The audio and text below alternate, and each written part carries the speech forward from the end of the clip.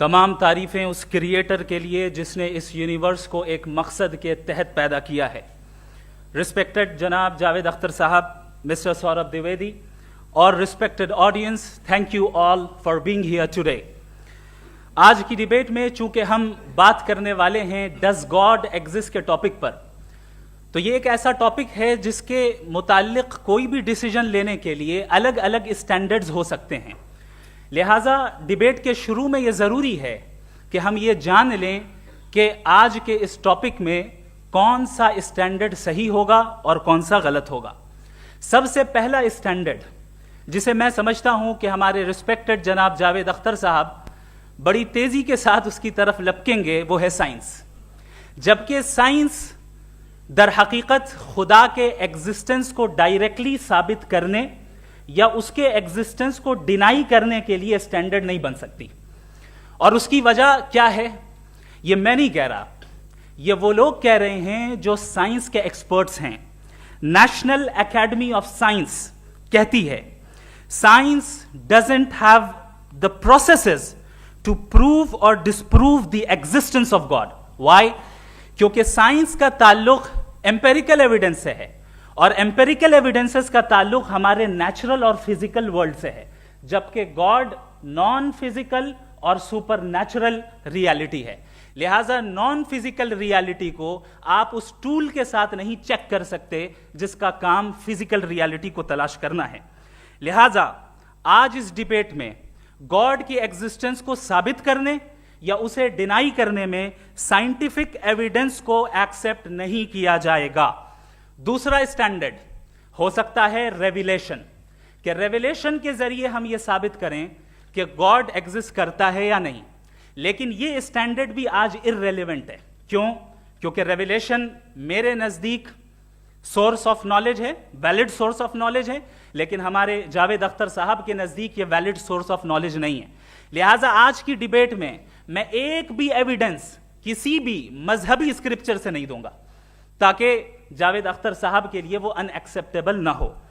तीसरा जो मेयार हो सकता है वो है ऑब्जर्वेशन, कि भाई कोई कहे कि हमें खुदा दिखाओ, अगर है तो दिखाओ, या ये कि खुदा के एग्जिस्टेंस पर एम्पेरिकल एविडेंस दो, तो ये है दर हकीकत गलत टूल का इस्तेमाल करना। ये ऐसा ही है कि जावेद साहब मुझसे ये मुतालबा करें कि मुफ्ती साहब आप मेटल डिटेक्टर के जरिए प्लास्टिक डिटेक्ट करके दिखाएं। अब चूंकि प्लास्टिक डिटेक्ट नहीं हो पा रही है लिहाजा plastic does not exist. No, you are using the wrong tool. इस टूल से प्लास्टिक को डिटेक्ट नहीं किया जाता। लिहाजा मैं समझता हूं कि गॉड के एग्जिस्टेंस पर एम्पेरिकल एविडेंस का मुतालबा करना एक बचकाना मुतालबा है और हमारे रिस्पेक्टेड जनाब जावेद अख्तर साहब इस स्टेज से अब बहुत आगे निकल चुके हैं। अब बचता है एक ही स्टैंडर्ड, और वो स्टैंडर्ड है अक्ल, लॉजिक, रीजनिंग। और यही वो स्टैंडर्ड है जिसके तहत गॉड की एग्जिस्टेंस को साबित किया जाएगा या गॉड की एग्जिस्टेंस को डिनाई किया जाएगा। लेकिन चूंकि ये बहुत इंपॉर्टेंट और सेंसिटिव टॉपिक है, इसलिए लॉजिकल आर्ग्यूमेंट भी ऐसा होना चाहिए जो डेफिनेटिव हो, इनडेफिनेटिव ना हो, जो 2 और 2 4 की तरह बिल्कुल वाजे हो, जिसे लॉजिकली रिजेक्ट करना पॉसिबल नहीं हो। फॉर एग्जाम्पल हम कहें हमारे रिस्पेक्टेड मिस्टर सौरभ साहब, ये एक इंसान है और तमाम इंसान कॉन्शियस बीइंग है। लिहाजा नतीजा क्या निकला, हमारे सौरभ साहब भी कॉन्शियस बीइंग है। क्या ये इनडेफिनेट आर्ग्यूमेंट है या डेफिनेट आर्ग्यूमेंट है? ये डेफिनेट आर्ग्यूमेंट है। ये 2 और 2 की तरह वाजे है, इसमें किसी तरह जो है लॉजिकली इसको रिजेक्ट नहीं किया जा सकता। तो अगर आज हमारे जावेद अख्तर साहब ऐसी कोई अकली दलील और लॉजिकल एविडेंस दें खुदा के ना होने पर जो डेफिनेट भी हो, तो मैं ये ऐलान करता हूं कि यकीनन मैं उस एविडेंस को कबूल करूंगा और उस पर गौर करूंगा। लेकिन साथ में यह भी ऐलान कर देता हूं प्रेडिक्शन के तौर पर कि ऐसा कोई डेफिनेट आर्ग्यूमेंट कोई नहीं पेश कर सकता। दलील हम देंगे और डेफिनेटिव दलील देंगे, लॉजिकल दलील देंगे, ऐसी दलील देंगे जो एंटायर एथिस्टिक वर्ल्ड उसे रेफ्यूट नहीं कर सकती। चलें अब हम एक एग्जाम्पल सोचते हैं, एक सिनेरियो, सिंपल सिनेरियो, तमाम ऑडियंस से गुजारिश है, हम और आप एक आइसोलेटेड आइलैंड पर हैं, ऐसा आइलैंड जहां पे हमसे पहले कोई कभी नहीं गया। चलते चलते आपके सामने अचानक आपने देखा एक पिंक कलर की बॉल पड़ी हुई है, सबसे पहला सवाल आपके जहन में क्या आएगा कि ये बॉल यहां क्यों आई, कैसे आई, ये पिंक कलर की ही क्यों है, कोई और कलर भी हो सकता था, ये इसी शेप में क्यों है, कोई और शेप भी हो सकता था। नेचुरली आप इस तरफ पहुंचेंगे कि कोई ना कोई है जिसने इन स्पेसिफिक प्रॉपर्टीज के साथ इस बॉल को बनाया है और यहां पे रखा है। चूंकि आप जानते हैं कि ये जो बॉल है इसका एग्जिस्ट करना जरूरी नहीं है, ये एग्जिस्ट कर भी सकती थी, नहीं भी कर सकती थी, और एग्जिस्ट करना ही था तो किसी और फॉर्म में करती, किसी और कलर में करती। अब आप इस बॉल को एक्सपैंड करते चले जाएं, एक्सपैंड करते चले जाएं, एक्सपैंड करते चले जाएं, यहां तक कि ये बॉल यूनिवर्स के साइज की हो जाए। बताइए कि क्या साइज के बढ़ जाने से सवाल बदल जाएगा? हरगिज नहीं बदलेगा। अभी भी सवाल रहेगा, ये यूनिवर्स कहां से आया, इन स्पेसिफिक प्रॉपर्टीज के साथ कहां से आया, क्यों आया, किसने बनाया, यह सवाल उस वक्त भी वैलिड रहेगा। लेकिन यह सवाल अगर हम जनाब जावेद अख्तर साहब से करें तो चूंकि इनका वर्ल्ड व्यू एथिस्टिक है, और सिर्फ इनका नहीं, मतलब जितने भी एथिस्ट हैं और एथिस्टिक वर्ल्ड व्यू को रखने वाले से अगर आप ये सवाल करें कि ये यूनिवर्स कहां से आया, तो इनका जवाब या तो आर्ग्यूमेंट फ्रॉम इग्नोरेंस होगा या डॉगमेटिक होगा। या तो ये कहेंगे कि मुझे नहीं पता कि ये कहां से आया, लिहाजा गॉड डज नॉट एग्जिस्ट, ये आर्ग्यूमेंट फ्रॉम इग्नोरेंस है, या ये कहेंगे कि ये यूनिवर्स खुद ब खुद बन गया। इसका मतलब ये है कि उस बॉल को भी खुद ब खुद बन जाना चाहिए, लेकिन बॉल के ताल्लुक से ये एक्सप्लेनेशन एक्सेप्ट नहीं की जाएगी कि ये खुद ब खुद बन गई, लेकिन यूनिवर्स के ताल्लुक से कर दिया जाएगा। इसे हम दूसरे अल्फाज में डॉगमा भी कह सकते हैं। दूसरी चीज, हमारे जावेद अख्तर साहब जरूर गॉड ऑफ गैप्स की मिसाल भी जरूर देंगे, और मिसाल देंगे कि पहले जमाने में बिजलियां कड़कती थी तो लोगों ने किसी एक खुदा की तरफ, और बारिश होती थी तो दूसरे खुदा की तरफ मंसूब कर दिया, उनके पास दलील नहीं थी। यह हमारा वर्ल्ड व्यू है ही नहीं, यह हमारा वर्ल्ड व्यू है ही नहीं, क्योंकि नेचुरल फिनोमेना के प्रोसेस की इंटरप्रिटेशन को जान लेने से यह कहां से साबित हो गया कि गॉड एग्जिस्ट नहीं करता है। इस पर मैं इंशाअल्लाह अभी आगे बात करूंगा। आप हजरात ये भी देखेंगे, और मैं ये एक्सपेक्ट करता हूं कि हमारे रिस्पेक्टेड जनाब जावेद अख्तर साहब जरूर इमोशनल आर्ग्यूमेंट्स भी देंगे, जो कि एक लॉजिकल फेलेसी है जब बात आती है ट्रुथ को डिसाइड करने में। क्यों? मिसाल के तौर पर वो कहेंगे कि अगर गॉड है तो ईविल क्यों एग्जिस्ट करता है, जबकि मैं कहता हूं ईविल का एग्जिस्ट करना गॉड के एग्जिस्ट करने की दलील है, उसके खिलाफ नहीं है। चूंकि अगर गॉड है तो हम सब उसके सामने अकाउंटेबल हैं, और अगर हम अकाउंटेबल हैं तो अकाउंटेबिलिटी के लिए ईविल का मौजूद होना जरूरी है, उसके बगैर हम अकाउंटेबल नहीं हो सकते। और अगर हम अकाउंटेबल नहीं हैं तो हम जनाब जावेद अख्तर साहब से पूछेंगे कि आप बताएं कि फिर सफरिंग इस दुनिया में क्यों है? अगर खुदा नहीं है तो सफरिंग क्यों है? और उन लोगों के जज्बे का क्या जिनके अंदर सफरिंग के बाद इंतकाम लेने का जज्बा पाया जाता है और वो इस दुनिया से ऐसे ही चले गए, क्या उनकी सारी तकलीफें बेकार चली जाएंगी? अब आ जाएं उसी एग्जाम्पल की तरफ कि बॉल, मुझसे अगर कोई पूछे इस बॉल को किसने बनाया, और या इस एक्सपेंडेड बॉल को किसने बनाया, मैं कहूंगा कि चूंकि ये यूनिवर्स और इस यूनिवर्स की तमाम चीजें कॉन्टिंजेंट हैं। कॉन्टिंजेंट होने का मतलब ये होता है कि जो अपने एग्जिस्टेंस पे किसी के ऊपर डिपेंड करती हो, तो जाहिर है ये यूनिवर्स कॉन्टिंजेंट है। और अगर कोई चीज कॉन्टिंजेंट नहीं है तो मैं रिक्वेस्ट करूंगा कि मुझे दिखा दें कि कौन सी चीज यूनिवर्स में कॉन्टिंजेंट नहीं है, हम भी जरा गौर कर लें और हम भी देख लें।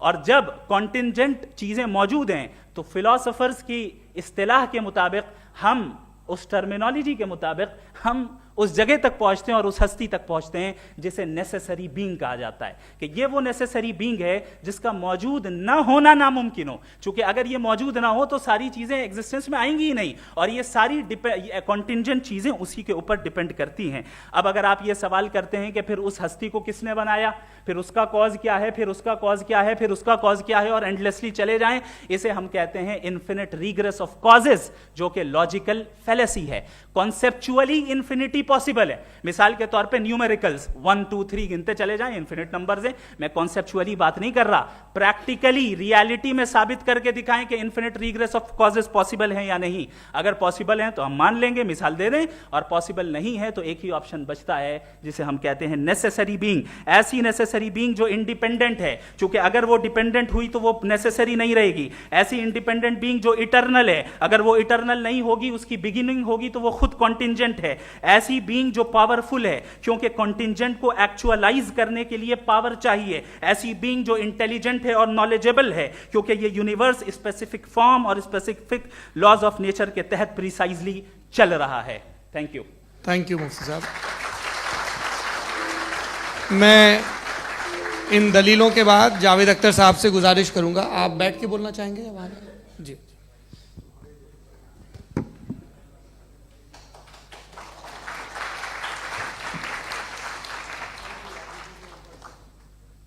पहले तो मैं मुफ्ती साहब को एक अच्छी खबर देना चाहूँगा कि मेरी नॉलेज साइंस के बारे में बड़ी मामूली है, तो आप फिक्र ना करें उसकी, लेकिन कुछ कॉमन सेंस है मुझ में। देखिए, ये खुदा का तस्वुर कोई नया तस्वुर नहीं है, ये सदियों से रहा है। ये कुछ रिलीजन 3000 साल पुराने होंगे, 4000 साल पुराने होंगे, लेकिन इंसान कोई 10,000 12,000 साल से एग्जिस्ट करता है होमोसेपियन की शक्ल में, और हमेशा कुछ ना कुछ मज़हब रहे। ये मज़हब जाहिलों के नहीं थे, ये मज़हब एक ऐसी ग्रीक सोसाइटी के थे जहाँ बड़े बड़े फिलोसफर पैदा हुए। ये मज़हब इजिप्शियंस के थे जिन्होंने पिरामिड्स बनाए थे। ये रोमन्स के थे कि जिनका आर्किटेक्चर और सेनेट यानी पहली बुनियाद डेमोक्रेसी की लिमिटेड थी मगर डेमोक्रेसी थी, ये उन लोगों ने किए थे। तो इनका जो जुपिटर था, रा था, ज़्यूस था, उन्हें उस पर इतना ही एतमाद था जितना आज किसी मजहबी आदमी को अपने खुदा पे होगा। क्रिश्चियनिटी आने से पहले यूरोप में एक मज़हब था जर्मेनिक रिलीजन, उसका एक खुदा था, उसकी एक बीवी थी, उसके 2 बेटे थे, एक बेटी थी। फिर जर्मनी में जब यूरोप में क्रिश्चियनिटी आई तो वो खुदा, उसकी बीवी और पूरे ख़ानदान चला गया। तो अगर हम हिस्ट्री देखें तो खुदा जो हैं वो ज़्यादातर फ़नी है, वो हमेशा रहे नहीं। और वो जो लोग इन्हें मानते थे उनको आप कहें वो तो जाहिल थे, उन्हें तो कुछ पता ही नहीं था, ऐसा नहीं है। वो अपने वक्त में बड़े काबिल लोग थे और अपने वक्त में उन्होंने बड़े बड़े काम किए हैं, फिलोसफर्स थे, साइंटिस्ट थे, लेकिन उनका मज़हब कहाँ गया, उनके खुदा कहाँ गए? आज जो खुदा हैं दुनिया में लोग उन्हें मानते हैं। आपको क्या मालूम कि कितने बरसों के बाद क्या होने वाला है? हम यूरोप में देखते हैं तो चर्च खाली हैं। तो वक्त के साथ चीज़ें बदलती हैं। जहाँ तक इसका ताल्लुक़ है मज़हबों का, हर मज़हब आपसे एक चीज़ मांगता है, फेथ। ये फेथ क्या चीज़ होती है? What is the difference between faith and belief? ये तो बहुत ही अहमक़ाना बात होगी कि कोई आदमी कहे साहब अगर खुदा है तो मुझे दिखाइए। ये तो जाहिलाना बात हुई। मैंने तो नॉर्थ पोल नहीं देखा है, मगर मैं मानता हूँ कि नॉर्थ पोल है। मैं क्यों मानता हूँ? इसलिए कि अगर ये दुनिया राउंड है तो उसका कोई टॉप होगा। कुछ लोग हैं जो वहाँ गए भी हैं, कॉमन सेंस कहता है कि ऐसा होगा, सबूत है, गवाह है, रीज़न है। तो ये मेरा फेथ नहीं है। तो फेथ में और बिलीफ में डिफरेंस क्या है? जो मजहब मांगता है आपसे, हर मजहब फेथ मांगता है। फेथ का मतलब ये है कि ना कोई गवाह हो, ना कोई सबूत हो, ना कोई रैशनल हो, ना कोई लॉजिक हो, ना कोई प्रूफ हो, मगर तुम एक बात को मानो। ये है फेथ। वरना बिलीफ होता। अगर इसमें कुछ भी सबूत होते, गवाह होते, तो फिर इसे आप बिलीफ कहते हैं। जैसे मेरा बिलीफ है कि नॉर्थ पोल है, मेरा फेथ थोड़ी है। फेथ इन तमाम शर्तों को रद्द करता है। तो फिर स्टुपिडिटी क्या है? अगर मैं एक बात ऐसी मानूं जिसकी ना कोई लॉजिक है, ना कोई रैशनल है, ना कोई प्रूफ है, ना कोई गवाह है, ना कोई सबूत है, और मैं उसे मानूं, तो ये स्टुपिडिटी हुई। इसे ही भाई कल को मैं यकीन कर लूं कि एलॉन मस्क जो है मेरा भाई है, तो मुझे इंतहाई खुशी होगी, सुकून भी बहुत मिलेगा मुझे। लेकिन और कहे भाई क्यों मानते हो, क्या सबूत है? भाई वो तो अमेरिकन है और तुम तो इंडियन हो, वो तो नस्ल अलग है, तुम्हें कभी मिले भी नहीं। साहब देखिए मेरा फेथ है, इस पर बात न किया। फेथ का मतलब ही यह है कि आप प्रूव नहीं कर सकते। अगर आप प्रूव कर सकते हो तो फेथ की जरूरत ही नहीं, फिर तो आप बात करेंगे, आप कितनी बहस कर लीजिए। अल्टीमेटली दुनिया का हर मजहब फेथ पे टिका है, और फेथ का मतलब है एक ऐसा यकीन जिसका कोई सबूत, कोई गवाह, कोई रैशनल नहीं। अब आप ये कहें, क्या आप ये क्यों कह रहे हैं कि साहब ये कायनात किसने बनाई? कमाल ये है कि आपने बताया कि एक आइलैंड पे गए और एक बॉल देखी। आपने ये नहीं कहा कि आइलैंड किसने बनाया, आपको सिर्फ बॉल पे हैरत हुई। हमने आइलैंड पे हमने हैरत नहीं की, होते हैं आइलैंड। इसी तरह ये आइलैंड है, सितारे, ये गैलेक्सीज, ये सब आइलैंड हैं, खला में। हम उन्हें टेकन फॉर ग्रांटेड लेते हैं, हम पूछते नहीं किसने बनाए। आपने जजीरे के बारे में भी नहीं पूछा है। मेरी पैदाइश कैसे हुई? क्या मैं प्लान पैदा हुआ था? I was plan to be born, या एक लकी स्पर्म था जो किसी एग से चिपक गया? मेरी पैदाइश रैंडम। और इंसाफ जिसे आप कहते हैं, इंसाफ का तो नेचर से कोई वास्ता ही नहीं। जो आप कहते हैं कि एक दिन इंसाफ मिलेगा, इंसाफ is a human concept, nature में कोई इंसाफ नहीं। अगर शेर हिरन को खा जाता है तो उसे कोई सजा नहीं मिलती। अगर एक आंधी आती है और हरे भरे पेड़ों को उखाड़ के फेंक देती है तो आंधियों की जेल नहीं होती है। नेचर में इंसाफ नहीं, इसलिए मुझे नेचर को इंसाफ की जरूरत भी नहीं। नेचर तमाम एक है। अब हम कहें कि साहब ये देखिए जो मैंने खाना खाया था, ये मेरी आंख तो नहीं यूं कर दिया उसे, तो इसे सजा मिलनी नहीं, वो सिस्टम है, ऐसे ही चल रहा है। नेचर बगैर इंसाफ के है। इंसाफ इज अ ह्यूमन कॉन्सेप्ट। तो जो आपसे कहता है कि मैं तुम्हें इंसाफ दूंगा, वो इंसानी जहन की पैदावार है। ये नेचुरल है ही नहीं, ये आसमानी है ही नहीं। नेचर का तसव्वुर, इंसाफ का तसव्वुर। भाई आप साथ मिलते हैं, अब आप लेफ्ट हैंड ड्राइव करते हैं, ये क्या है? तमाम सच, तमाम नेकी, तमाम शराफत लेफ्ट हैंड ड्राइव है। वरना क्या होगा, या तो आप क्रॉस कर देंगे, आपका एक्सीडेंट हो जाएगा, या आप किसी को मार देंगे, या ट्रैफिक जैम हो जाएगा। झूठ, बेईमानी, रिश्वतखोरी, ये तमाम जो है driving on the wrong side, इसके ऊपर कुछ नहीं। ये तो हमने बनाया, जैसे हमने लेफ्ट हैंड ड्राइव बनाई है। ये कॉन्सेप्ट ऑफ इंसाफ जो है ये हमारा है, इसका नेचर से कोई वास्ता नहीं। शेर खा जाता है हिरन को, उसे जेल होती है क्या? कुछ भी नहीं, है ही नहीं। तो ये जो दुनिया के रिलीजन प्रॉमिस करते हैं आपसे इंसाफ, इसी से मालूम होता है कि ये मैन मेड है। ये तसव्वुर कहीं और का है ही नहीं। जो नेचर है, कुछ लोग कहते हैं नेचर ही खुदा है, तो नेचर में तो इंसाफ नहीं कहीं। और आप वादा कर रहे हैं कि तुम्हें मरने के बाद इंसाफ मिलेगा।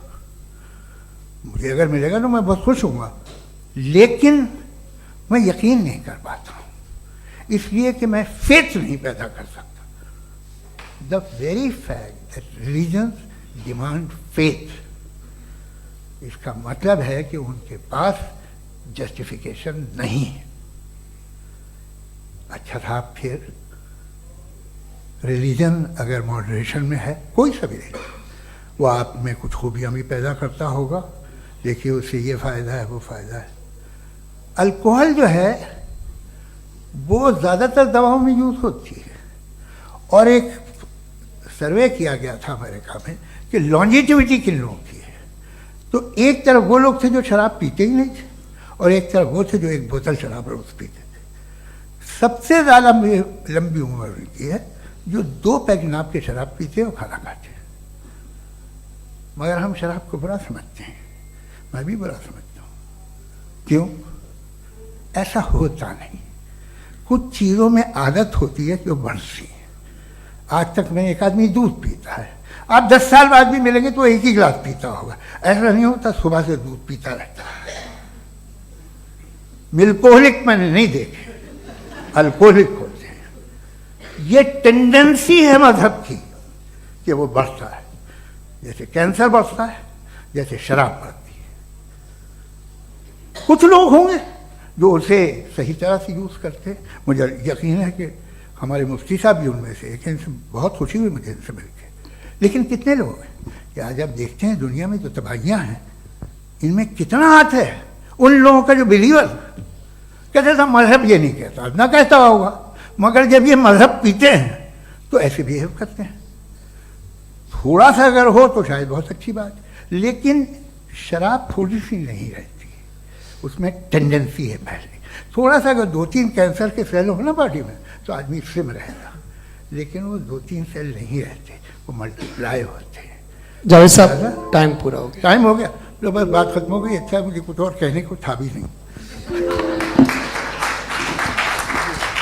जी, मैं पहले जवाबी दौर के लिए इनवाइट कर रहा हूं मुफ्ती साहब को। Your rebuttal round 1, you have 7 minutes.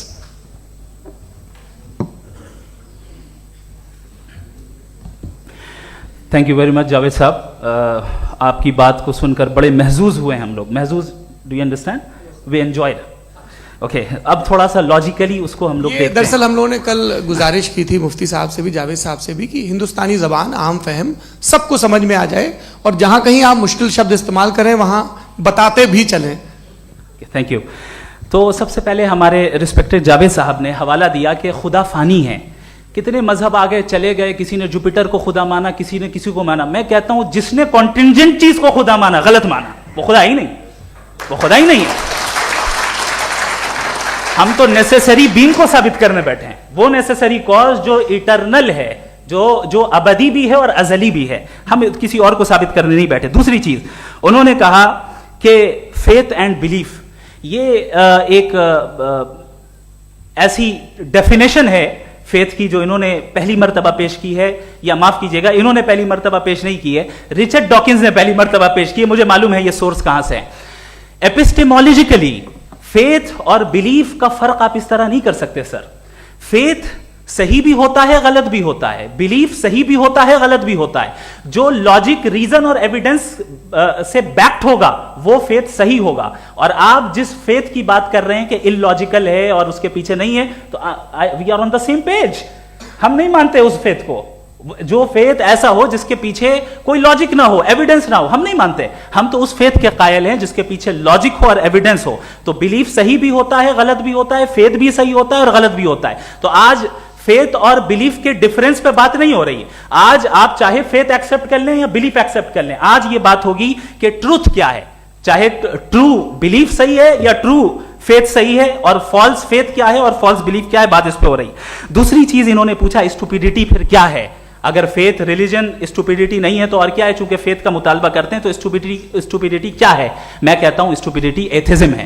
उसकी वजह यह है कि आप एक सड़क पे जा रहे हो और आप किसी गार्डन में जाएं और देखें वहां लिखा है फूलों के साथ I love Javed Akhtar and I really do, I love you sir. So जब आप वहां पर पहुंचे तो वहां पहुंचकर अब ये बताएं, क्या आप ये कहेंगे wow what a natural selection?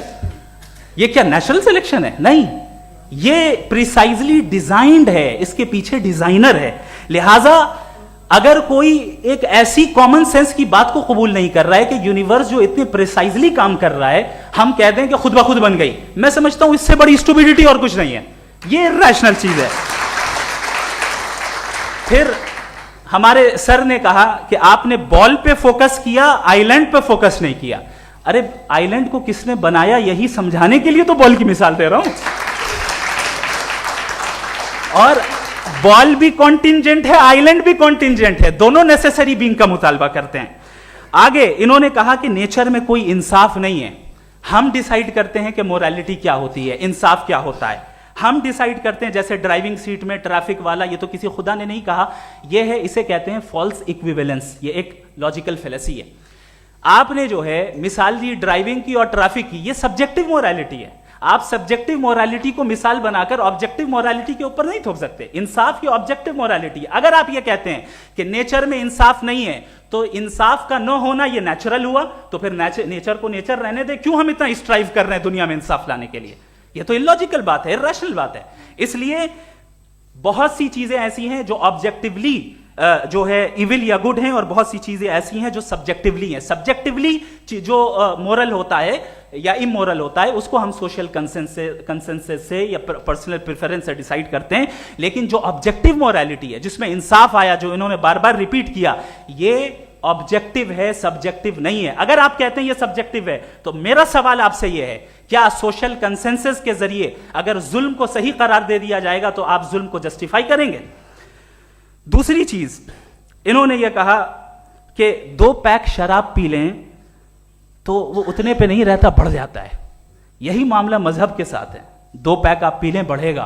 तो ये एक ऐसी मिसाल है, इसको कहीं भी फिट कर लें कि आप एथिज्म पे जब फिट करें, जब आप 2 पैक एथिज्म का लेंगे ना, तो वो बढ़ बढ़ के नॉर्थ कोरिया बनेगा। Thank you.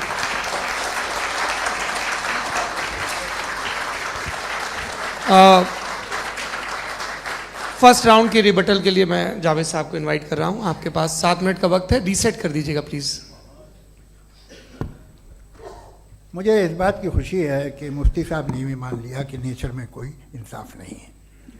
तो कोई भी चीज़ जो इंसान ने नहीं बनाई है उसमें इंसाफ नहीं होता है। एक बात मैं आपसे अर्ज़ करूँ, ज़रा पता लगा लीजिएगा, ये जो आप बाग में जाते हैं बेहद खूबसूरत फूल देखते हैं ना, इनमें से कोई नेचुरल नहीं है।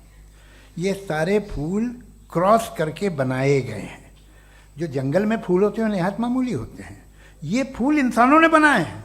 जो आप बाग में देख के वाह वाह कहते हैं, ये इंसानों के बनाए हुए हैं। डिफरेंट फूलों को क्रॉस करके, डेवलप करके, फिर क्रॉस करके इस तरह से बनाए गए। नेचुरल फ्लावर नहीं। किसी जंगल वीरान में जाके आप गुलाब के फूल नहीं देखेंगे। ये सब बनाए हुए इंसान ने, बहुत से काम इंसान ने किए।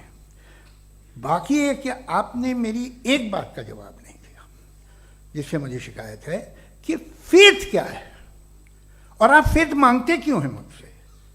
आप तो लॉजिकल हैं, आपके पास तो सारे रैशनल्स हैं, आपके पास सारे सबूत हैं, तो आपको फेथ की डिमांड क्यों करते हैं कि भाई तुम सरेंडर कर दो और सवाल मत करो? कोई मजहब सारे सवाल करने की इजाजत नहीं देता है और मना करता है कि दादा सवाल ना करो, बह जाओगे तुम। आप क्यों रोकते हैं? हकीकत यह है कि इंसानी तारीख क्या है। इंसानी तारीख ये है कि दुनिया में 2 तरह के लोग हुए हैं।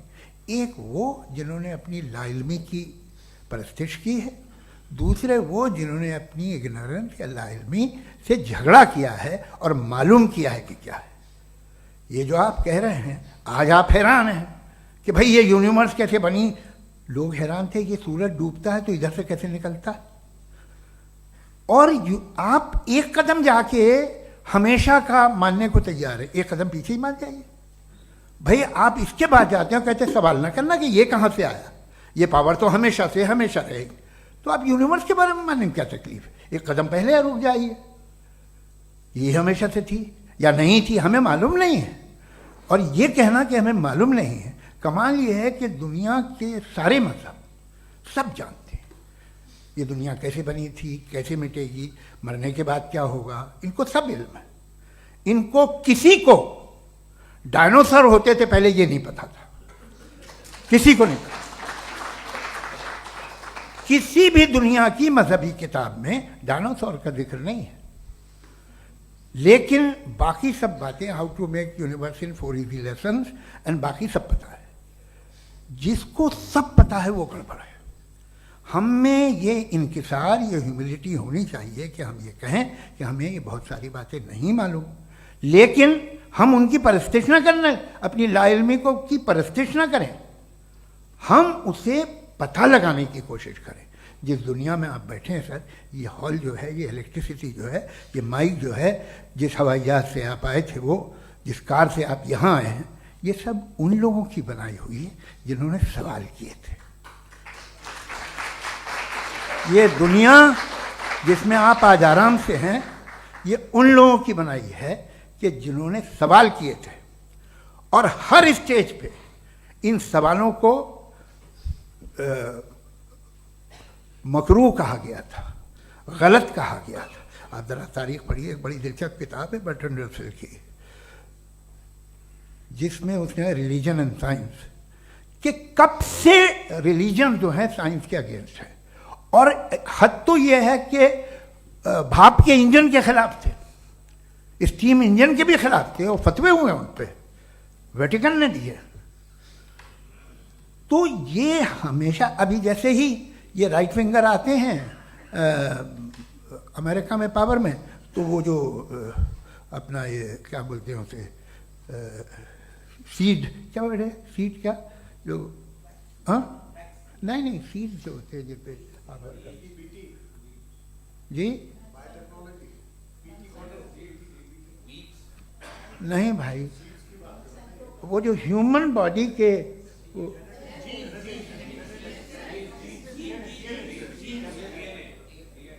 उस पर रिसर्च बंद हो जाती है, रिपब्लिकन नहीं करने देते। अरे भाई इतना डर क्या है तुम्हें? एक ज़माने में बहुत नाराज थे ये सारे मजहबी लोग कि ये इंसान तो इंसान बनाने की कोशिश कर रहा है। आपको क्या तकलीफ भाई, बना ले तो बना लेने दो, ये खौफ क्या है?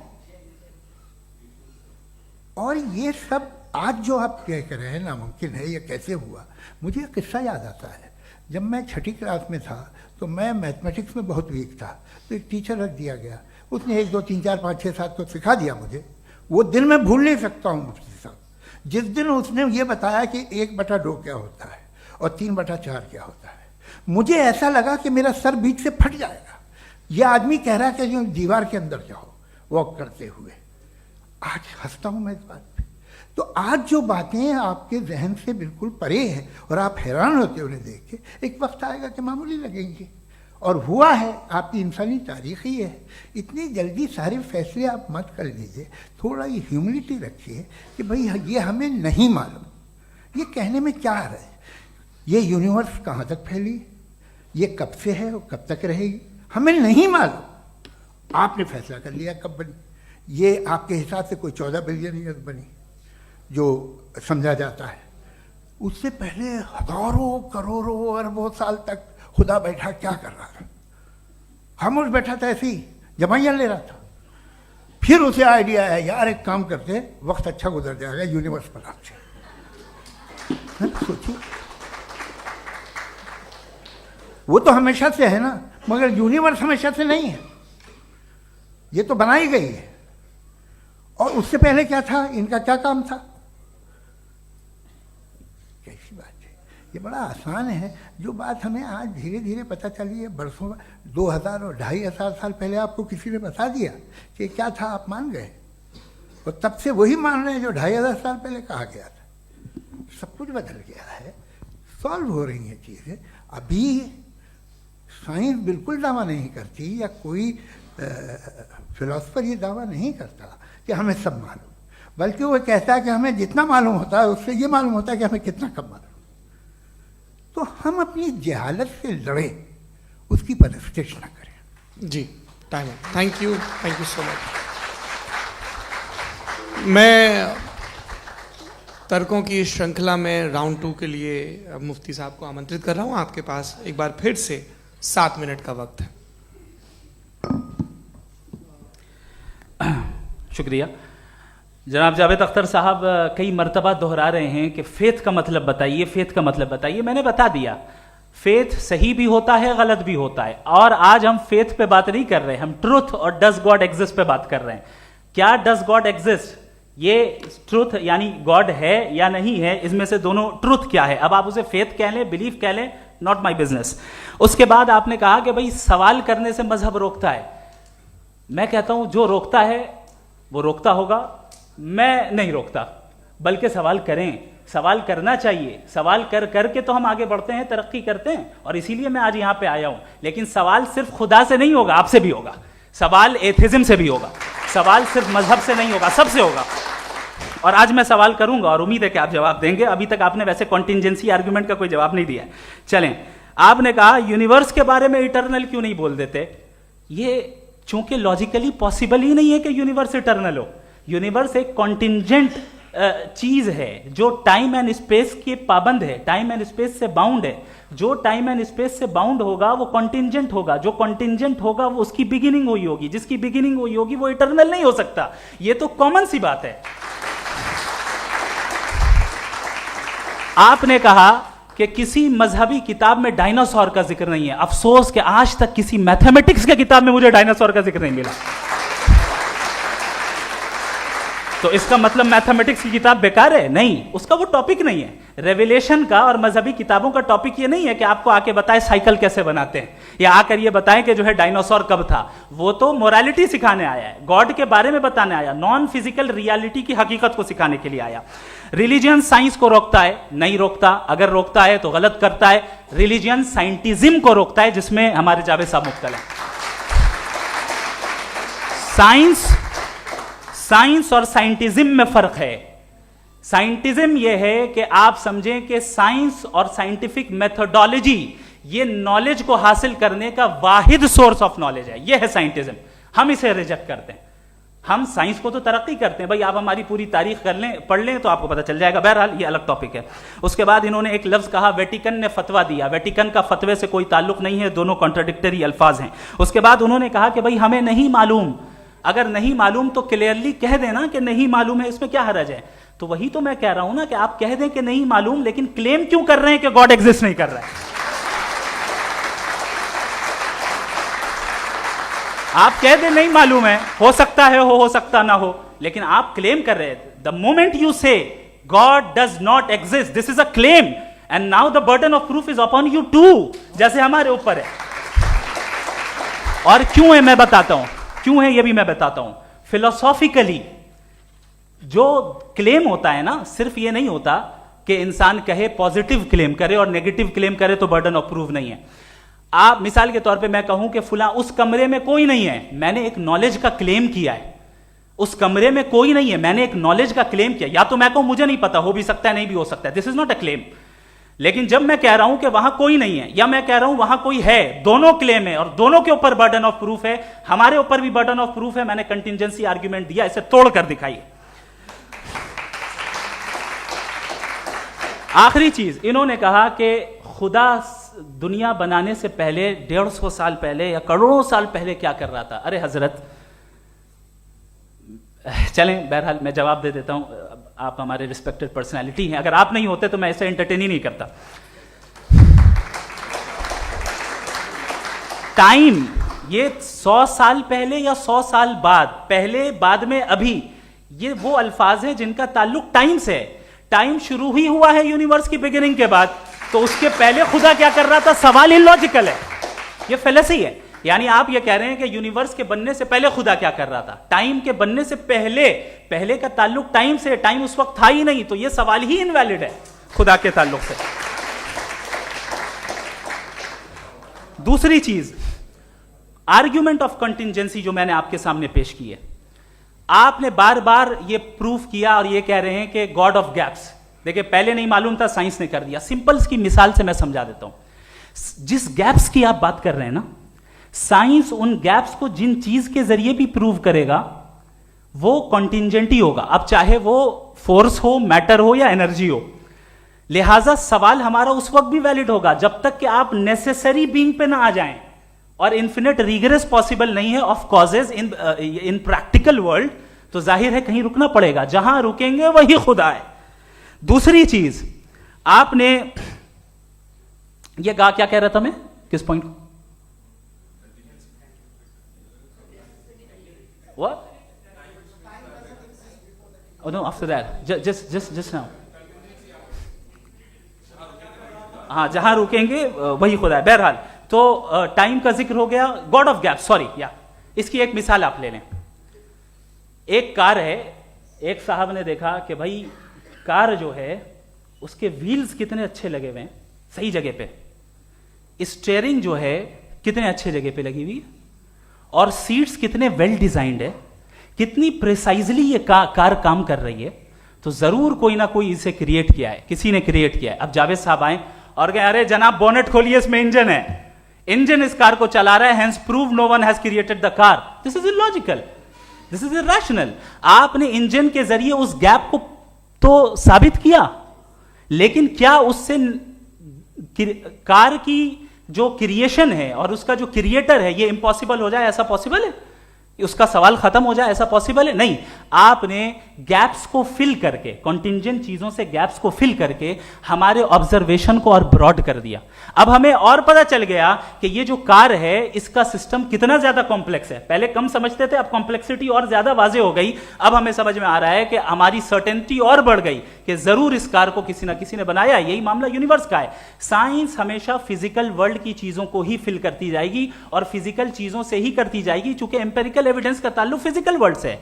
आप साइंस के जरिए मेटाफिजिकल रियलिटी को कभी साबित नहीं कर सकते। ये रॉन्ग टूल का इस्तेमाल करना है। ये वही काम है कि आप मेटल डिटेक्टर से प्लास्टिक डिटेक्टर करने चलें, जो कि जाहिर है सही नहीं है। Thank you.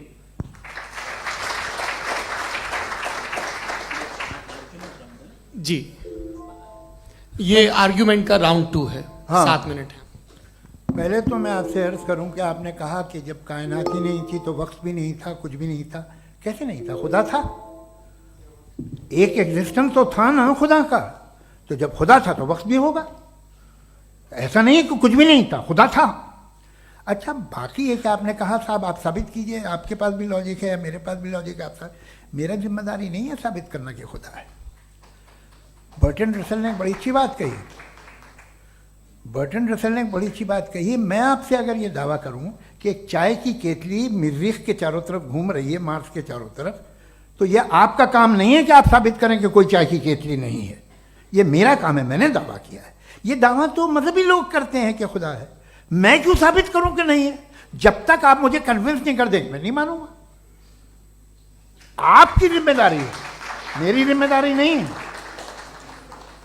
दोयम ये कि ये जो आप कह रहे हैं, जो गैप्स हैं, ये गैप जब जब किसी मजहब को चैलेंज करते हैं, जब ऐसा कोई बात आती है तो हंगामा हो जाता है कि जब वो चैलेंज करें किसी फेथ को।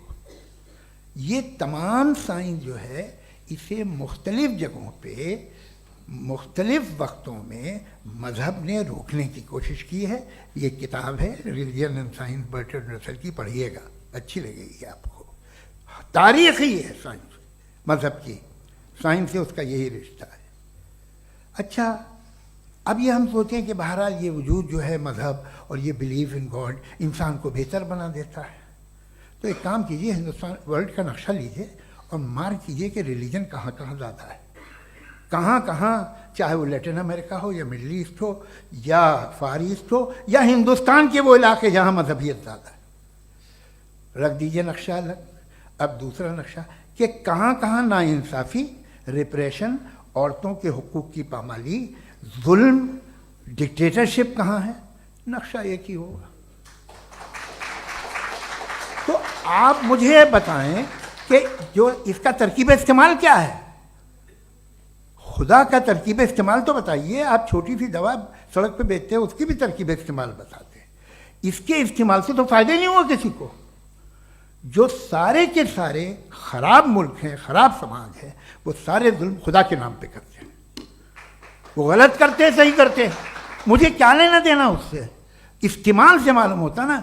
एक विस्की की बोतल कभी शायद देखी हो आपने, लाल रंग की होती है, उस पर रोशनी और छपड़ा इंतहाई खूबसूरत लगती है, क्या बिगाड़ रही है किसी का? उसका इस्तेमाल गलत है, इसलिए आप उसे नापसंद करते हैं।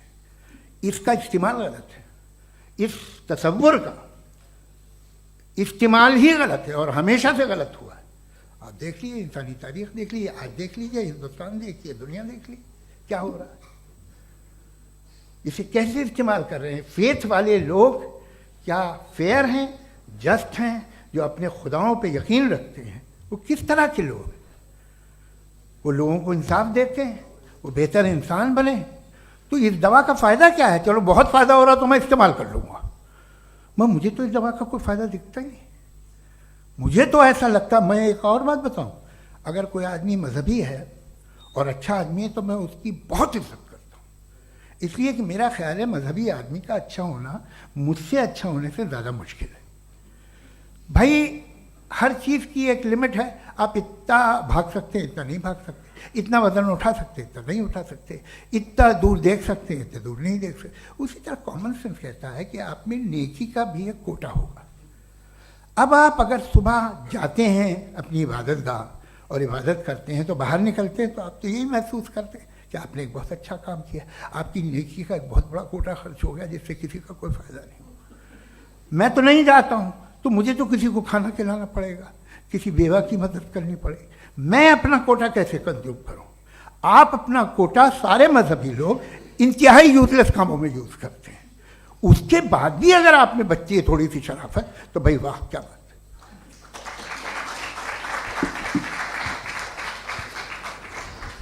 एक तो मुझे ये बात बहुत अच्छी लग रही है कि दोनों ही विद्वान समय को मानते हैं और बहुत समय से अपनी दलीलें और बाज दफ़ा समय से पहले अपनी तकरीरें पूरी करके अपनी अपनी कुर्सी पर बैठ रहे हैं। ये इस आर्ग्यूमेंट का राउंड 2 पूरा हुआ। अब रिबटल का राउंड 2 है और उसके बाद क्रॉस एग्जामिनेशन होगा। नहीं, आपका आर्ग्यूमेंट हो गया सर। हमारे यहाँ स्कूल के सिलेबस में पंच परमेश्वर कहानी पढ़ाई जाती है प्रेमचंद जी की लिखी हुई। आप निश्चिंत रहिए, आपके कोई राउंड में मिस नहीं होने दूंगा। रिबटल का राउंड 2 मुफ्ती शमाइल नदवी साहब।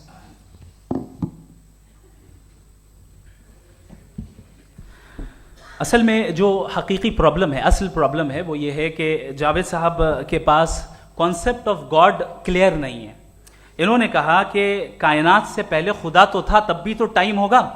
ये टाइम कायनात का हिस्सा है। हम खुदा, उस खुदा को मानते हैं, नेसेसरी बीइंग का टाइमलेस होना जरूरी है, चूंकि वो टाइम का क्रिएटर है। जब उसने टाइम को क्रिएट किया तो वो खुद टाइम पे कैसे होगा? उसने जब स्पेस को क्रिएट किया तो खुद स्पेस में कैसे होगा? अगर वो टाइम एंड स्पेस को पहले से ही उसका पाबंद है तो फिर किस चीज को उसने क्रिएट किया? लिहाजा ये सवाल गलत है कि खुदा था तो टाइम होगा। बिल्कुल नहीं, टाइम के पाबंद हम है, खुदा नहीं है। हम फिजिकल वर्ल्ड से ताल्लुक रखते हैं, वो मेटाफिजिकल रियलिटी है। दूसरी चीज इन्होंने मिसाल दी कि चाय की केतली हवा में घूम रही होगी, और पता नहीं शायद वो बर्टन रसल का उन्होंने हवाला दिया। बहरहाल यही प्रॉब्लम है। प्रॉब्लम यही है कि हम चीजों के दरमियान डिफरेंशिएट नहीं कर पाते हैं। ये जो आपने मिसाल दी ये इमेजिनेशन है, और मैं जो साबित कर रहा हूं वो लॉजिकल नेसेसिटी है। आप इमेजिन करने आए तो कुछ भी करें, जुपिटर में पिंक एलिफेंट होगा, यूनिकॉर्न होगा, करें, उससे कायनात पे क्या फर्क पड़ता है? उससे आप लॉजिकल नेसेसिटी साबित नहीं कर सकते। मैं तो उस प्राइम कॉज की बात कर रहा हूं, उस नेसेसरी बीइंग की बात कर रहा हूं जिसके बगैर इस कायनात का एग्जिस्टेंस मुमकिन नहीं है। दूसरी चीज, मजहब को साइंस चैलेंज करती है वगैरह वगैरह, ये हमारा टॉपिक ही नहीं है। मैं इस पे बात करूंगा तो फिर मेरा वक्त चला जाएगा। मजहब के ऊपर चूंकि हमारी डिस्कशन नहीं है, साइंस को मजहब और बिलखुसूस मैं और हमारा वर्ल्ड व्यू कम अज कम साइंस को पीछे नहीं करता है, साइंटिज्म की मजम्मत करता है। इसकी वजाहत मैंने पहले कर दी। दूसरी चीज इन्होंने कहा वर्ल्ड का नक्शा लीजिए, वर्ल्ड मैप लीजिए, 2 अलग अलग जगह की। हजरत मैंने ये होमवर्क किया था, और मैंने मिडिल ईस्ट का एक नक्शा लिया और यूरोप का एक नक्शा लिया। ये मजहबी इलाका और ये लिबरल और एथीस्ट इलाका। मुझे पता चला कि सबसे ज्यादा रेप केसेस जो हैं वहां पर है।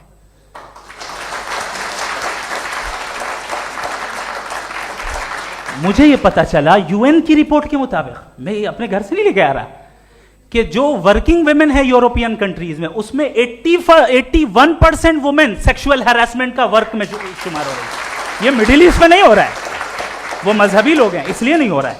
दूसरी चीज आपने ये कहा कि मजहबी आदमी का अच्छा होना हमारे अच्छे होने से बहुत मुश्किल है, बहुत मुश्किल है। तो इसका मतलब यह है कि गॉड के अलावा आपके पास अच्छे और बुरे का कोई स्टैंडर्ड है। मैं चाहूंगा कि कन्वर्सेशनल स्टाइल वाली डिस्कशन और सेगमेंट पे इसी पे बात कर लेते हैं। Thank you very much.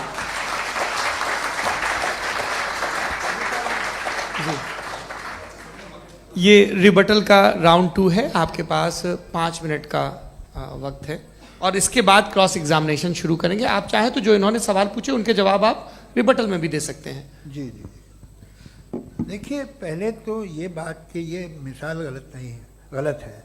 इन्होंने पहले ही हमको डिसार्म कर दिया। कह लिया अकल से मामला सॉल्व नहीं हो सकता, लॉजिक से आप पहुंच नहीं सकते। ये एक मेटाफिजिकल चीज़ है। मेटाफिजिकल अजीब सा लफ्ज़ है, ठीक से किसी को माने नहीं मालूम इसके, तो ऐसा लगता है कुछ बड़ी चीज़ है। अरे भाई क्या होता है मेटाफिजिकल, बताओ, खड़ी हो। ये एक लफ्ज़ है जो कहीं भी इस्तेमाल हो जाता है। जब आप एक बात कर रहे हैं और आप मुझसे बहस कर रहे हैं तो मुझे मेटाफिजिकल मत बताइए, आप लॉजिकली मुझे प्रूव किए। और अगर लॉजिकली आप नहीं बात करते साहब ये मेटाफिजिकल है, तो फिर हम आप बात क्या कर रहे हैं? मेरा आपका किस ज़बान में कॉन्वर्सेशन होगा? और ये कहना कि वक्त पहले नहीं था, तो फिर क्यों कहते हैं ये हमेशा से और हमेशा रहेगा?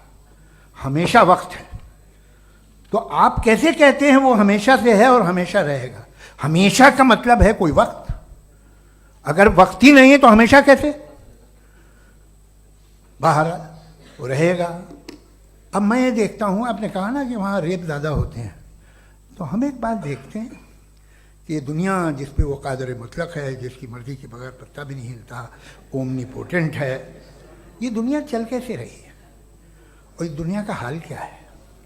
45,000 बच्चे जो 10 साल की उम्र से कम थे वो गाजा में मरे।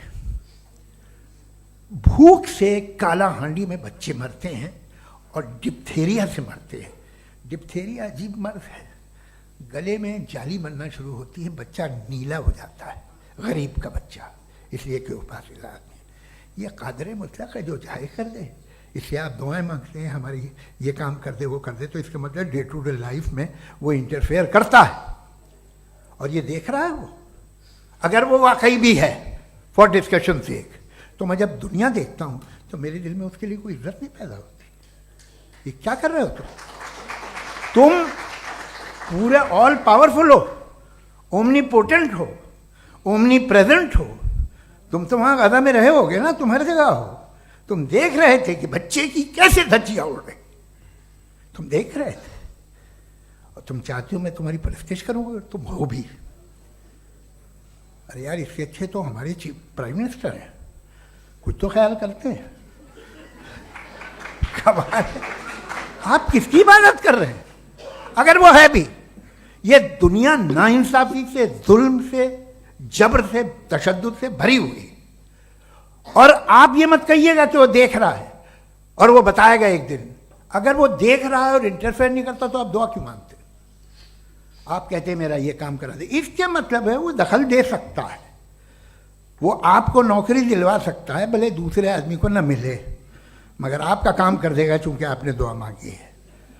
तो जब वो आपको नौकरी दिला सकता है, लड़की की शादी कर सकता है, बेटे को ग्रीन कार्ड दिलवा सकता है, तो कम से कम ये जो मर रहे हैं बच्चे, इनको रोक दे, कुछ तो करे। मुझे तो दुनिया में, इस दुनिया का कोई मालिक है, इसका ओमनीपोटेंट कोई रूलर है, और ये दुनिया ऐसी चल रही है। मैं तो चाहूँगा कि भाई ना हो, अगर हो तो बड़ी शर्मिंदगी की बात है। शुक्रिया।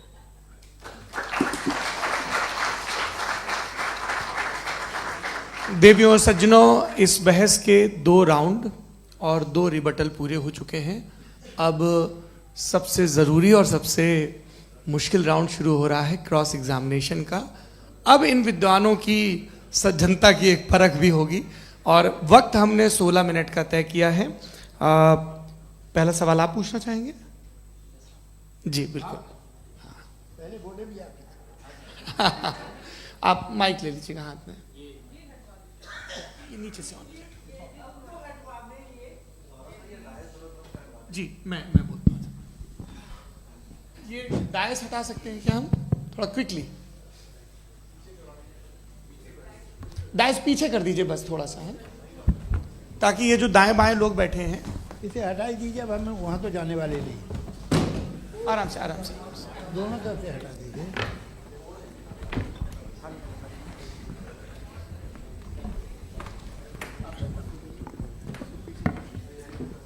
इस बीच आप लोग भी अपने अपने सवाल तैयार कर लें।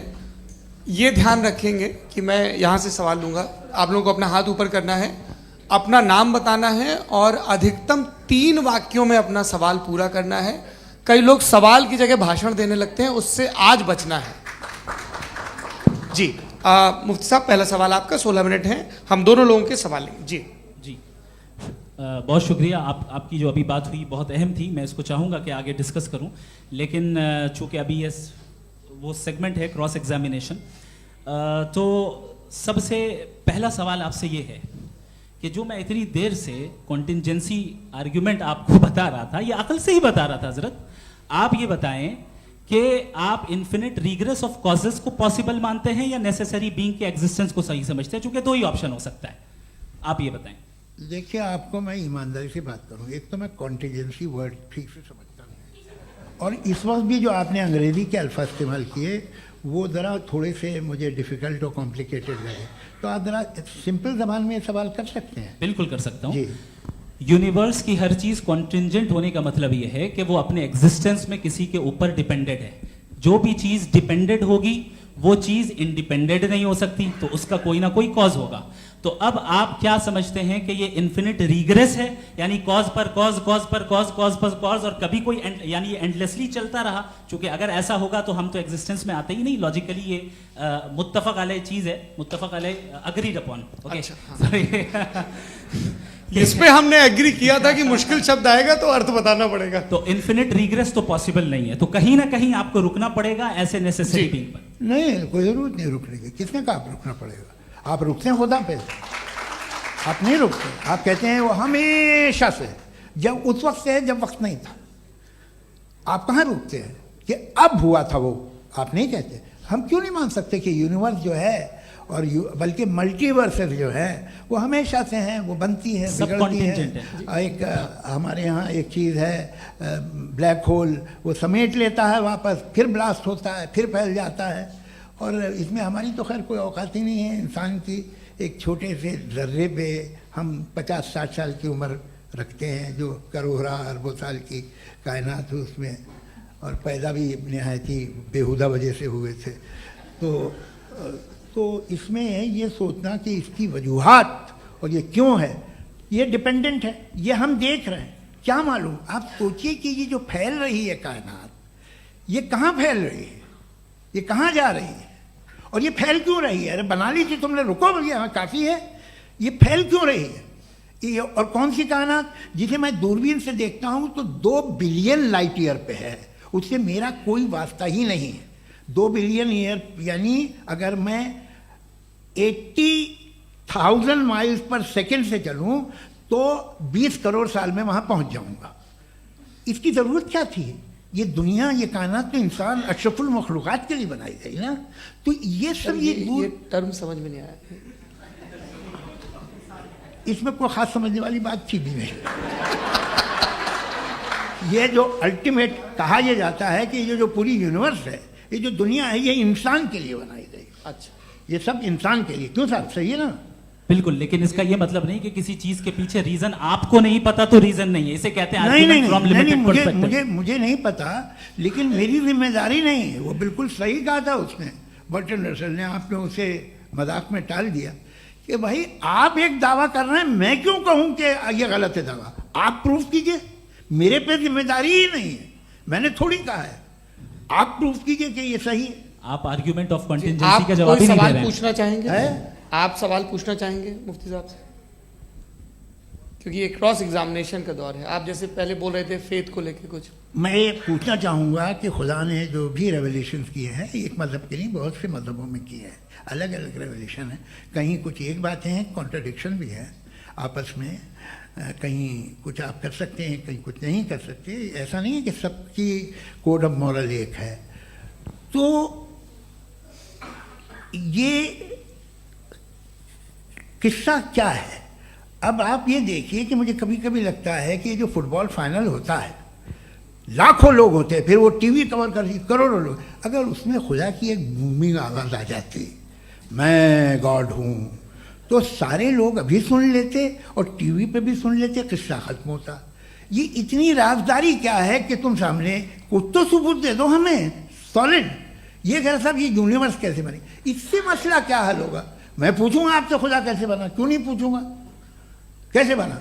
बल्कि वो तो कायनात से कहीं ज़्यादा इंटेलिजेंट है, कायनात से कहीं ज़्यादा कॉम्प्लेक्स। जी वो हमेशा से है, आप कहेंगे मैं मान लूँगा। अच्छा, दोयम वो कादिर मुतलक, यानी कादिर मुतलक का मतलब ओमनीपोटेंट, वो जो चाहे कर सकता है। आपको नौकरी दिलवा सकता है, आपकी अच्छी जगह शादी करवा सकता है, आपके पड़ोसी का मुकदमा हरवा सकता है, आपको जिता सकता है, सब काम करता है। थोड़ा सा माइक क्लोज जी। वो इस दुनिया को चला कैसे रहा है? ये दुनिया कैसे चल रही है? आपको इस पर हैरत नहीं होती? या क़यामत के बाद कभी एक जस्टिस होगा, जब ये बच्चा मर चुका होगा जिसकी धज्जियाँ उड़ गई बम से, इसको इंसाफ मिलेगा तब? अच्छा, अब जवाब दूं? हाँ जी, दीजिए। मैं वही इसीलिए आप ही की तरफ आता। सबसे पहले आपने रेवलेशन और स्क्रिप्चर्स की बात की, इस पे मैं बात कर सकता हूं लेकिन आज नहीं करूंगा चूंकि वक्त कम है, कभी और इस पे डिस्कस करेंगे। मैं तैयार हूं उस पे भी बात करने के लिए। ये क्योंकि अभी हमारा से topic- राउंड 2 की भूमिका तय हो रही है। Does God exist round 2? जी, चूंकि आज गॉड के एग्जिस्टेंस पे बात है तो मैं उसी के रिलेटेड जो है आपके सवालात को एंटरटेन भी करूंगा और मैं भी पूछूंगा। आपने कहा कि आपने साबित ही नहीं किया, जबकि आर्ग्यूमेंट ऑफ कॉन्टिंजेंसी बुनियादी आर्ग्यूमेंट है। आप मुझे कॉन्टिजेंसी का मतलब बताइए, आपका मतलब क्या कॉन्टिजेंसी? कॉन्टिंजेंसी का मतलब यह हुआ कि हर वो वजूद जो किसी भी चीज का पाबंद है, हर वो वजूद या हर वो चीज जो अपने एग्जिस्टेंस में किसी भी चीज के पाबंद है और उससे बाउंड है, उसको उसकी जरूरत है, उस पर डिपेंड करती है, तो जाहिर सी बात है कि उसका कोई ना कोई कॉज होता है। ये तो अक्ल की बात है, ये आप रीजनिंग की बात करते हैं, मैं वही कर रहा हूं। दूसरी चीज आपने ये बात कही कि इतने बिलियन लाइट ईयर्स दूर है, उसका मेरा क्या लेना देना। फिर मेरे ख्याल से आपको ये नहीं कहना चाहिए I think therefore I am an atheist. आपको सोचना चाहिए, सिर्फ आप एक लिमिटेड दायरे में रहकर नहीं सोचें बल्कि बाहर निकलकर सोचें। आपने तीसरा सवाल किया, आपने सर, 2-3 सवाल एक ये साथ किए। ऐसी बातें ना कीजिए, कुछ लोगों को इतराज हो जाएगा आप पे कि आप कुछ भी सोचिए। ये इजाजत आपको है नहीं, मुझे है।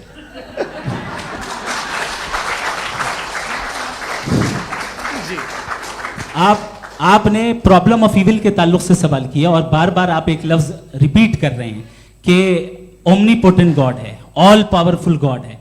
यही तो दरअसल समझना है कि गॉड का कॉन्सेप्ट क्या है। प्रॉब्लम ऑफ इविल जो है, प्रॉब्लम ऑफ इविल दर हकीकत 2 असम्पशंस पर कायम है। अगर आप इन 2 असम्पशंस को समझ जाएं तो ये प्रॉब्लम नहीं रहेगी, आर्ग्यूमेंट आपको समझ में आ जाएगी कि ये कोलैप्स कर जाता है। पॉइंट नंबर 1, यानी जो आपका सबसे पहला फॉल्स असम्पशन है कि गॉड मर्सीफुल है, ओमनीपोटेंट है, दुनिया में जुल्म हो रहा है। लेकिन आपको यह समझना चाहिए कि हमारे वर्ल्ड व्यू के मुताबिक गॉड सिर्फ ओमनीपोटेंट और सिर्फ मर्सीफुल नहीं है, बल्कि वो ऑल वाइज भी है और वो ऑल नोइंग भी है। उसके हर काम के पीछे हिकमत और विजडम है। ये कोई जरूरी नहीं है कि वो हिकमत और विजडम आपको समझ में आए या मुझे समझ में आए। अगर आप जो समझ रहे हैं उसके मुताबिक आप फैसला कर रहे हैं, ये लिमिटेड पर्सपेक्टिव से आर्ग्यूमेंट है। और इस चीज को हम अपनी दुनिया में, अपने लाइफ में, डेली लाइफ में इस प्रिंसिपल को एक्सेप्ट करते हैं। हम जब किसी डॉक्टर के पास जाते हैं, डॉक्टर के पास जाकर वो अगर उसने हमें कोई दवाई दी है तो हम ये तो नहीं कहते कि जब तक आपके पास जितना नॉलेज और जितना विजडम नहीं है, आपने क्यों ये दवाई दी है, तब तक हम इस चीज को एक्सेप्ट नहीं करेंगे।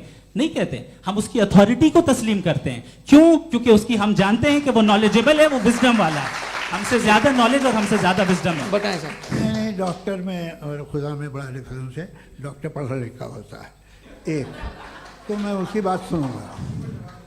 2M ये नहीं, कुछ जवाब तो ये भी नहीं है सर आप प्लीज, भी आ आप जाइए, अगर चलिए। सब ऑडियंस से बोलने लगेंगे तो हाँ। फिर मतलब नहीं सिविलाइज्ड बहस का। मतलब आप ये कहें कि चूंकि आप डॉक्टर पे बिलीव करते हैं इसलिए खुदा पे बिलीव किए, क्या ये मिसाल आपको समझाने के लिए। आर्ग्यूमेंट है, इस पे आपको एतराज नहीं है।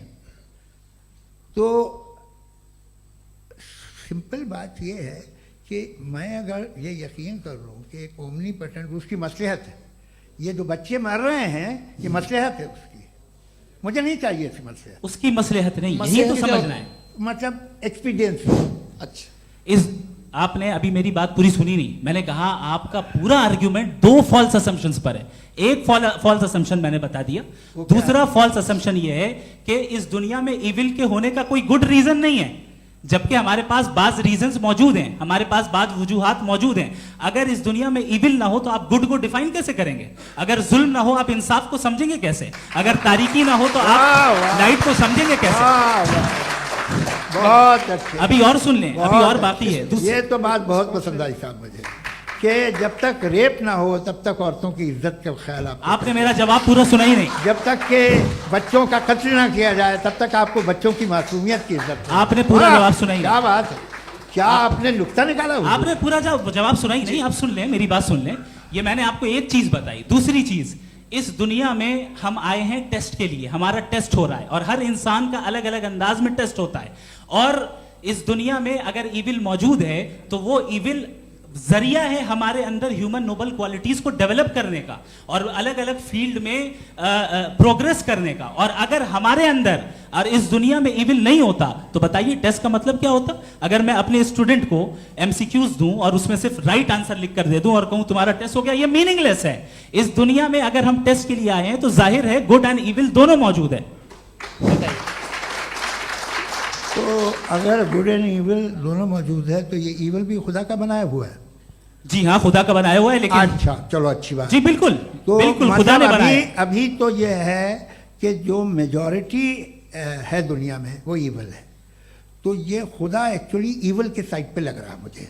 बिल्कुल भी नहीं, मैं बताता हूं। मेजॉरिटी में तो वो है। क्या बात कर रहे हैं भाई आप? मैं बहुत कोई भी जो मुंसिफ होगा, चाहे आपका अपना घर हो जिसके आप सबसे बड़े हैं, चाहे आपकी ऑर्गेनाइजेशन हो जो आप चलाते हैं, वहां पर आप इविल रखेंगे साबित करने को कि बाकी लोग शरीफ हैं? मेरी बात सुनिए। क्या ये आर्ग्यूमेंट ही गलत है? अगर कि जब तक के कोई इविल नहीं होगा तब तक के शरीफ आदमी शरीफ नहीं लगेगा। अगर एग्जामिनर गलत ऑप्शन दे रहा है तो एग्जामिनर इविल नहीं हो गया, जो गलत ऑप्शन को सेलेक्ट कर रहा है वो फेल होगा। क्रिएटर ने इविल को बनाया है लेकिन वो इविल नहीं है। अच्छा सुनिए मेरी बात, एक- लेट मी कंप्लीट सर। जी जी। क्रिएटर ने इविल को बनाया है टेस्ट के लिए, वो इविल नहीं है। इविल वो होगा जो उसे इख्तियार करेगा। छुरी को बनाने वाला गलत नहीं होता है, छुरी का गलत इस्तेमाल करने वाला गलत होता है।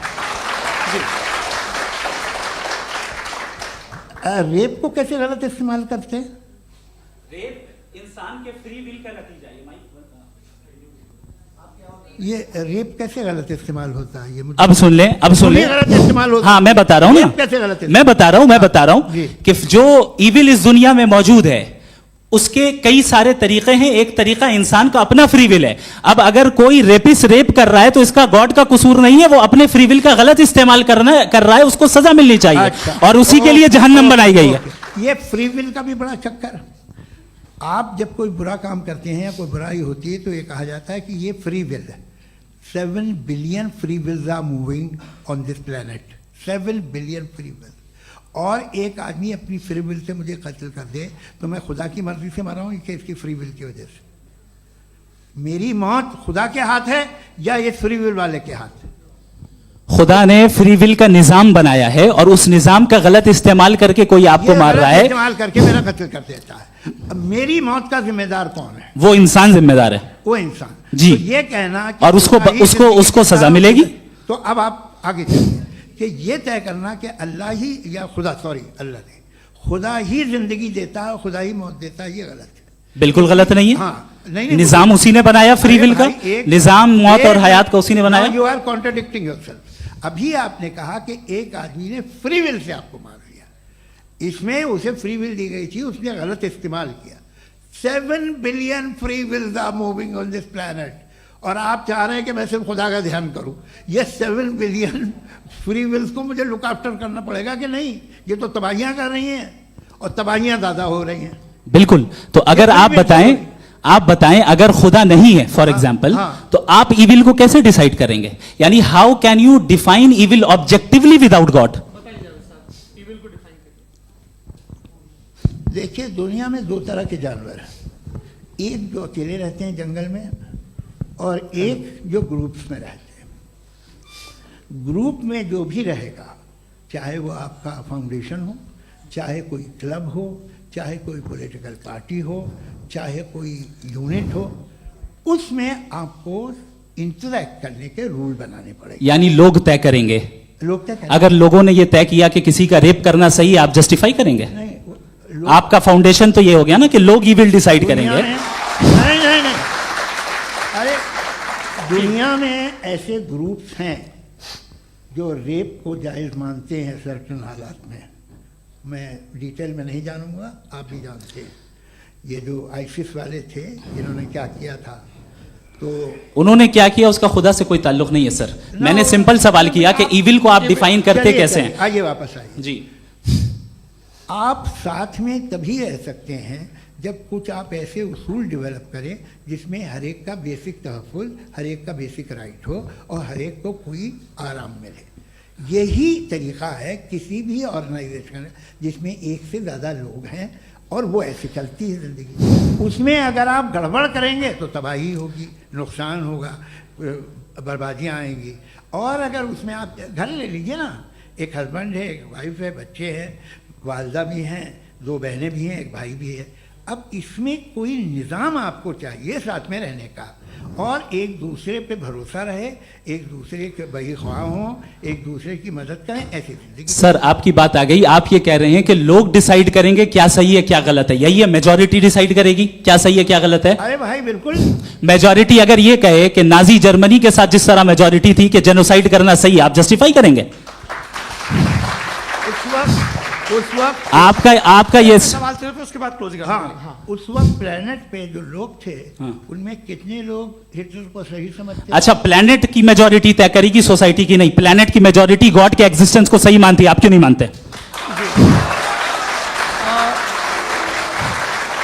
ये हेलो हेलो हेलो, ये क्रॉस क्वेश्चन का राउंड यहाँ पर समाप्त होता है। और ये बड़ा अच्छा है कि इस तरह से फ्रेगमेंट कर दिया गया है ताकि जो मरकरी ऊपर जा रहा है नीचे जवाब दे दूं जी। प्लेनेट की ज़्यादातर मेजॉरिटी कुछ दूसरे मजहबों के खुदा को मानती है। आप उन्हें क्यों नहीं, आप तो मेजॉरिटी की बात कर रहे हैं। अच्छा, ये क्लोजिंग आप ये कह रहे हैं इविल और गुड को डिसाइड मेजॉरिटी करेगी, मेजॉरिटी जो कर दे वो सही हो जाएगा। क्लोजिंग इसको जैसा आप ही लोगों ने तय किया है उसी फॉर्मेट को फॉलो कर लेते हैं। हाँ भाई, मैंने तो भले लोगों पे एतबार किया और तब मॉडरेशन तय किया जी। आपके पास 5 मिनट का वक्त है, क्लोजिंग आर्ग्यूमेंट है, उसके बाद हम ऑडियंस से क्वेश्चन आंसर लेंगे जावेद साहब की क्लोजिंग आर्ग्यूमेंट के बाद। ओके, बहुत शुक्रिया जी। हमारा जो टॉपिक है डज गॉड एग्जिस्ट, मैं इस पे इतने एकेडमिक तैयारी करके आया था, मुझे था कि मैंने सोचा था कि कई सारे मैं आर्ग्यूमेंट्स दूंगा, लेकिन वक्त की भी किल्लत और जावेद साहब बार बार इधर उधर चले जा रहे थे तो उसको भी थोड़ा एंटरटेन करना पड़ गया। डज गॉड एग्जिस्ट पे मैं एक ही आर्ग्यूमेंट दे पाया, आर्ग्यूमेंट्स बहुत हैं और डेफिनेटिव आर्ग्यूमेंट्स हैं, और मेरे आर्ग्यूमेंट को किसी एक राउंड में भी इन्होंने एंटरटेन नहीं किया और रेफ्यूट नहीं किया, एक राउंड में भी नहीं, एक राउंड में भी नहीं, और ना ही अभी आपका क्लोजिंग आर्ग्यूमेंट आएगा, नहीं, वो बता देना। Argument of contingency sir. अरे मैं आपसे कई बार कह चुका हूं कंटीजेंसी का मतलब अब मैं कैसे समझाऊं आपको, आपस में हाँ, आप और कितने आसानी से समझाऊं मैं, मुझे तो नहीं समझ में आ रहा है। आप अपनी आर्ग्यूमेंट ऑफ कंटीजेंसी उर्दू में बोल सकते हैं। हाँ, आप अपनी बात पूरी कर ले जी, आखिरी 4 मिनट। दूसरी चीज, just a minute please ma'am, can I talk? दूसरी चीज ये है कि आपने एक तो इसका जवाब नहीं दिया, दूसरा आपने गॉड के ना होने पर कोई डेफिनेटिव आर्ग्यूमेंट नहीं दिया, सिर्फ मजहब पे बात कर रहे हैं आप। मजहब तो आज हमारा टॉपिक ही नहीं था, आज तो हमारा टॉपिक हो, आप मजहब से ले लेकर आईएस तक चले गए। भाई हमारा क्या ताल्लुक है उससे? We condemn them. और उसका गॉड से क्या ताल्लुक है? अगर कोई गलत काम कर रहा है, किसी ने किसी को कत्ल किया, किसी ने किसी का रेप किया, उसको सजा मिलनी चाहिए। और आपके पास कोई भी rational strong foundation of morality नहीं है। आपने कहा कि मेजॉरिटी तय करेगी सोसाइटी की, वो सही होगा। मैंने कहा हिटलर को फिर आप सही कहेंगे, नहीं नहीं नहीं नहीं, प्लैनेट की सोसाइटी की मेजॉरिटी तय करेगी। तो प्लैनेट की मेजॉरिटी गॉड के एग्जिस्टेंस को मानती है, आप कह रहे हैं ये रिलीजियस है। तो यानी आपके पास कोई स्ट्रॉन्ग फाउंडेशन नहीं है ऑब्जेक्टिव मोरालिटी का। ऑब्जेक्टिव मोरालिटी का अगर कोई फाउंडेशन है तो वो सिर्फ गॉड है, गॉड है, गॉड है। थैंक यू जी। ये मुफ्ती शमाइल नदवी साहब का क्लोजिंग आर्ग्यूमेंट था। अब हमारे पास जी जी ये बड़ा अच्छा है कि दोनों लोगों को मॉडरेटर से शिकायत भी और बोल रहे भाई हमारी शाबाशी भी तो करते चलो। अब मेरी बात जी, आपके पास जावेद अख्तर साहब 5 मिनट का वक्त है, ये आपका क्लोजिंग आर्ग्यूमेंट है, टाइम रीसेट कर दें जी। देखिए, बहुत सारी बातें हैं। गॉड का डेफिनेशन दुनिया के किसी भी रिलीजन में है कि वो ओमनीपोटेंट है, ओमनीप्रेजेंट है, he is just, he is kind, he loves you and so on. मैं जब दुनिया देखता हूँ तो मुझे कोई ऐसा सुप्रीम पावर यहाँ दिखाई नहीं देती है जो इंसान की बहबूदी के लिए कुछ कर रही हो, कमज़ोर को बचा रही हो, मदद कर रही हो, जालिम को पीछे हटा रही हो। मैं नहीं देखा, तारीख़ में नहीं। एक तो अगर है और ये देख रहा है तमाशा, तो उसका होना न होना बराबर है। दोयम ये कि ये जो है, जब आप ये कहते हैं कि कायनात जिसकी कंटीजेंसी है, मैं देखिए वो लफ्ज़ इस्तेमाल किया मैं, तो ये कैसे हो सकती है भाई? और फौरन आप सरेंडर कर देते हैं कि जाहिर है कि इसका बनाने वाला तो इससे 10,000 गुना ज़्यादा कॉम्प्लिकेटेड होगा। उस पर आपके होने पे कोई इतराज़ नहीं है। उसे वो टाइमलेस है, वो पहले से था, टाइम तो बहुत बाद में आया, ये सब आप मानने को तैयार है, जिसका आपके पास कोई सबूत नहीं, आपके पास कोई रीज़न नहीं है। आपकी तारीख क्या है मजहबों की, बिलीफ की, जो खुदाओं का बिलीफ है, ये कॉन्स्टेंटली गलत साबित होता रहा है। मतलब आप कहें कि अरिस्टोटल के ज़माने में तो सब जाहिल थे, वो भी इतने ही यकीन से खुदा पे यकीन रखते थे, जो अब नहीं रहा, ये भी नहीं रहेगा, आप लिख लीजिए। और इसके आसार आपको दुनिया में दिखाई देना शुरू हो चुके हैं। ये बहस क्या आज से 100 साल पहले इस तरह हो सकती थी? यहाँ तक तो आपको हम ले आए हैं। तो सर अरे इनको मदद की ज़रूरत नहीं भाई, ये सेल्फ सफिशिएंट आदमी है, आप क्यों इनकी मदद कर रहे हैं? Sir please. तो ये जो है तमाम बातें अपनी जगह हैं, ये एक पैकेज है। आप अकेले, कोई आदमी ऐसा नहीं जो सिर्फ गॉड को मानता हो, उसके साथ बहुत पैराफर्नेलिया आता है, अलग अलग पैराफर्नेलिया आते हैं। They have always created chaos in the society. मैं तो आपको सीधा ऑफर देता हूँ कि दुनिया में 10 इम्पॉर्टेंट बिलीव्स हैं, आप एक मानते हैं, 9 नहीं मानते, 9 में आप एथियस्ट हैं, 9 को आप बिल्कुल रीजनेबली मेरी तरह देखते हैं। तो 90 मजहबी आदमी भी 90% एथियस्ट है, वो दूसरे खुदा नहीं मानता, एक खुदा मानता है अपना वाला, बाकियों को कहता है गलत है। अगर आप मानना ही बंद कर दे तो आपका 10% चांस है कि आप सही हैं और 90% चांस है कि आप गलत हैं। मेरा मशवरा है, आप मानना छोड़ दिए तो 50% चांस होगा कि आप सही हैं और 50% चांस होगा, 40% आप गेन करेंगे बाय बिकमिंग एन एथियस्ट।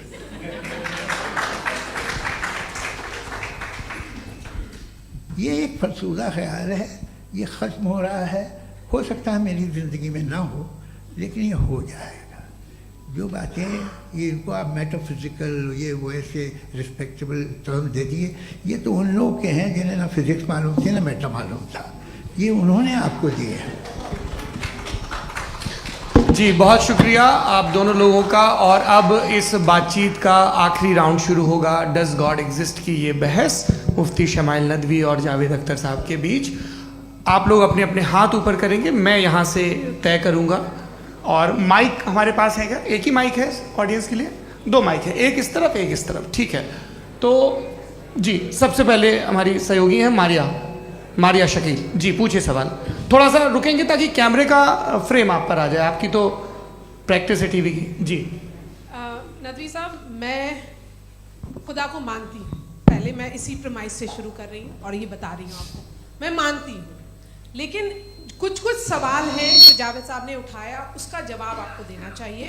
पहला सवाल ये कि गज़ा में सालों से छोटे बच्चे मर रहे हैं, वो उनको, अगर खुदा मर्सीफुल है, हम मानते हैं कि अल्लाह ताला में बहुत ताकत है, तो वो बच्चे क्यों मर रहे हैं? दूसरी बात ये कि अगर कंटिजेंसी की जो आप बात करते हैं, पूरे मुस्लिम ममालिक मिल करके भी उन गज़ा के बच्चों को क्यों नहीं बचा पा रहे हैं? क्योंकि अगर वो चाहते, क्योंकि अल्लाह ताला उन पर हुकूमत करते हैं, सब पर हुकूमत करते हैं, तो वो उनको क्यों नहीं बचा? जी थैंक यू वेरी मच। बहुत अच्छा किया आपने इस चीज़ को जिक्र कर दिया, मैं इसको और अच्छे से एक्सप्लेन करने की कोशिश करता हूँ। देखें, जहाँ तक आपने कहा कि गज़ा के बच्चों को मारा जा रहा है, देखें 2 वर्ल्ड व्यू है, एक एथिस्टिक वर्ल्ड व्यू, एक थीस्टिक वर्ल्ड व्यू है। बच्चे मर रहे हैं दोनों वर्ल्ड व्यू में, लेकिन हमारा वर्ल्ड व्यू कह रहा है कि रिकॉम्पेंस है, ये कह रहे हैं कि उनका मरना बेकार जाने वाला है, कोई उसका रिकॉम्पेंस नहीं है, चूंकि इनके यहाँ आखिरत और अल्लाह का कोई तसव्वुर या गॉड का कोई तसव्वुर नहीं है। आपने ये सवाल किया कि गॉड मर्सीफुल है, क्यों नहीं रोकता? ये मैंने बताया कि ये मिसकंसेप्शन है लोगों के दरमियान कि गॉड को सिर्फ मर्सीफुल और ओमनीपोटेंट समझते हैं। गॉड के सिर्फ यही 2 एट्रीब्यूट्स नहीं हैं, गॉड के कई सारे एट्रीब्यूट्स हैं, उनमें से अल हकीम भी है, उनमें से ऑल वाइज भी है, ऑल नोइंग भी है। लिहाजा अगर इस दुनिया में किसी को तकलीफ आ रही है और गॉड उसको नहीं रोक रहा है, वो इसलिए नहीं रोक रहा है चूंकि इंसानों को फ्री विल दिया गया है। ठीक इसी तरीके से अगर एक डॉक्टर किसी छोटे बच्चे को इंजेक्शन लगा रहा है, उसे तकलीफ पहुंच रही है, उसके लिमिटेड पर्सपेक्टिव के एतबार से ये गलत हो रहा है और डॉक्टर बुरा है, लेकिन जब आप ब्रॉडर पिक्चर को देखेंगी, आपके और हमारे पास सिर्फ एक पिक्सल है, हमें इतना नजर आ रहा है कि गजा में कत्ल हो रहा है, लेकिन इसके पीछे कितना रिकॉम्पेंस उनको मिलने वाला है, पूरा पिक्चर गॉड के पास है। तो एक पिक्सल से आप पूरे पिक्चर को कभी भी जज नहीं कर सकती। आप इसमें कुछ जोड़ना चाहेंगे? आपको कुछ बोलना है इसमें? भैया आपने बहुत अच्छा जस्टिफिकेशन दिया। या आप वो जो वहाँ के प्राइम मिनिस्टर इजराइल के उन्हें भेजिए, वो बहुत खुश होंगे। आप जस्टिफिकेशन दे देना कि अगर गॉड नहीं है तो बच्चे क्यों मर रहे हैं, आप बताएं।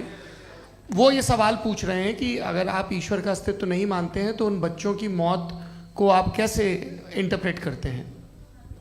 भाई ये दुनिया जो है, जो ताकतवर लोग होते हैं वो एक नाइंसाफी करते हैं। तो ये अच्छा काम है आपके नजदीक, तो नेचर नाइंसाफी पे मबनी है। अरे मेरे भाई, आप नेचर की कहाँ बात कर रहे हैं, तो इंसान की बात जी, कर ये रहे तो फिर जब मैं इंसान की बात कर रहा था, आप नेचर की बात करने लग क्रॉस गए। एग्जामिनेशन नहीं। हैं। हाँ, अब आप मुझे बोलने नहीं देंगे तो अलग बात है, आप बोलिए, मैं मुझे कोई चीज़ जल्दी नहीं। जी नहीं, ये क्रॉस एक एग्जामिनेशन मिनट, क्रॉस मुझे एग्जामिनेशन बोल तो लेने दीजिए। जी, बोलिए। ठीक है।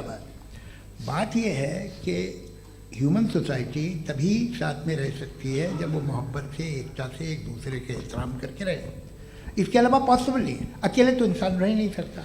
वहाँ पर कुछ लोग हैं जो फाउल करते हैं। वो फाउल हम हमेशा से तारीख में होता आया है। आज ये हो रहा है, जो हो रहा है बहुत बुरा हो रहा है, बहुत जालिमाना है, बहुत जाबराना है। उसको आप कहें कि ये बच्चों को कॉम्पनसेशन मिल जाएगा या इसकी इंजेक्शन है, इंजेक्शन तो हेल्थ के लिए दिया जाता है।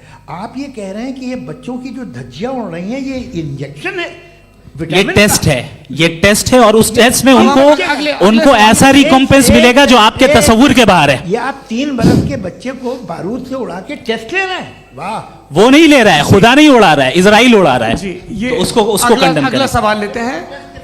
अगला सवाल लेते हैं प्रोफेसर पुरुषोत्तम अग्रवाल। मुफ्ती साहब, एक निवेदन आपसे है कि कम से कम थोड़ा सा माइक क्लोज एक रिलीजियस और फिलोसफिकल कर मैं प्लीज।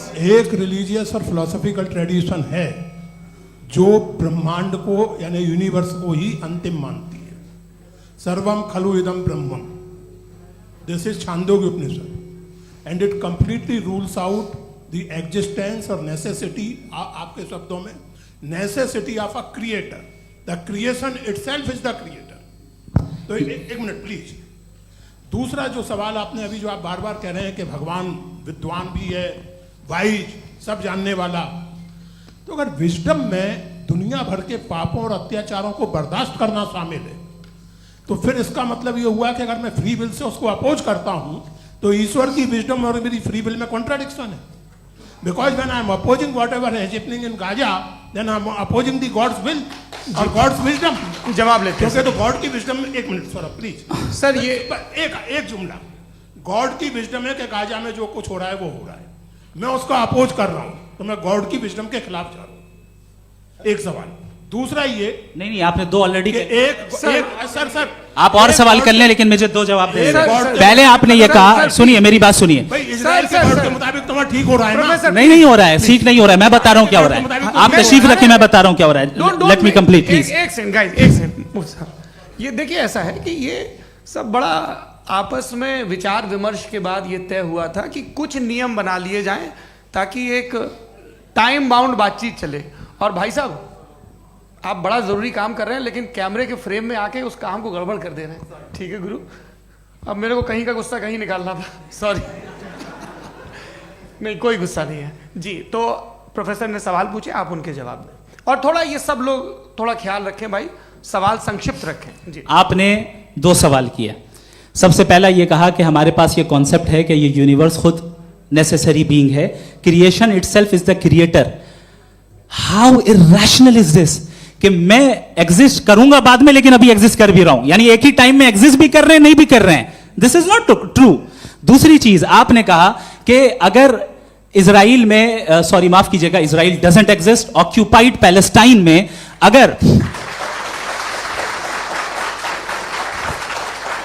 अगर ऑक्यूपाइड पैलेस्टाइन में बच्चों को मारा जा रहा है फ्री विल की वजह से और गॉड नहीं रोक रहा, ये कॉन्ट्रडिक्शन है। ये बताइए कि एक एग्जाम में एक बच्चा गलत आंसर लिख रहा है, सुनिए, एग्जामिनर चाहे तो रोक सकता है, क्यों नहीं रोक रहा है? ये कॉन्ट्रडिक्शन है, ये कॉन्ट्रडिक्शन नहीं है। नहीं सर, ये आपस में जी। ये क्या आपका सवाल?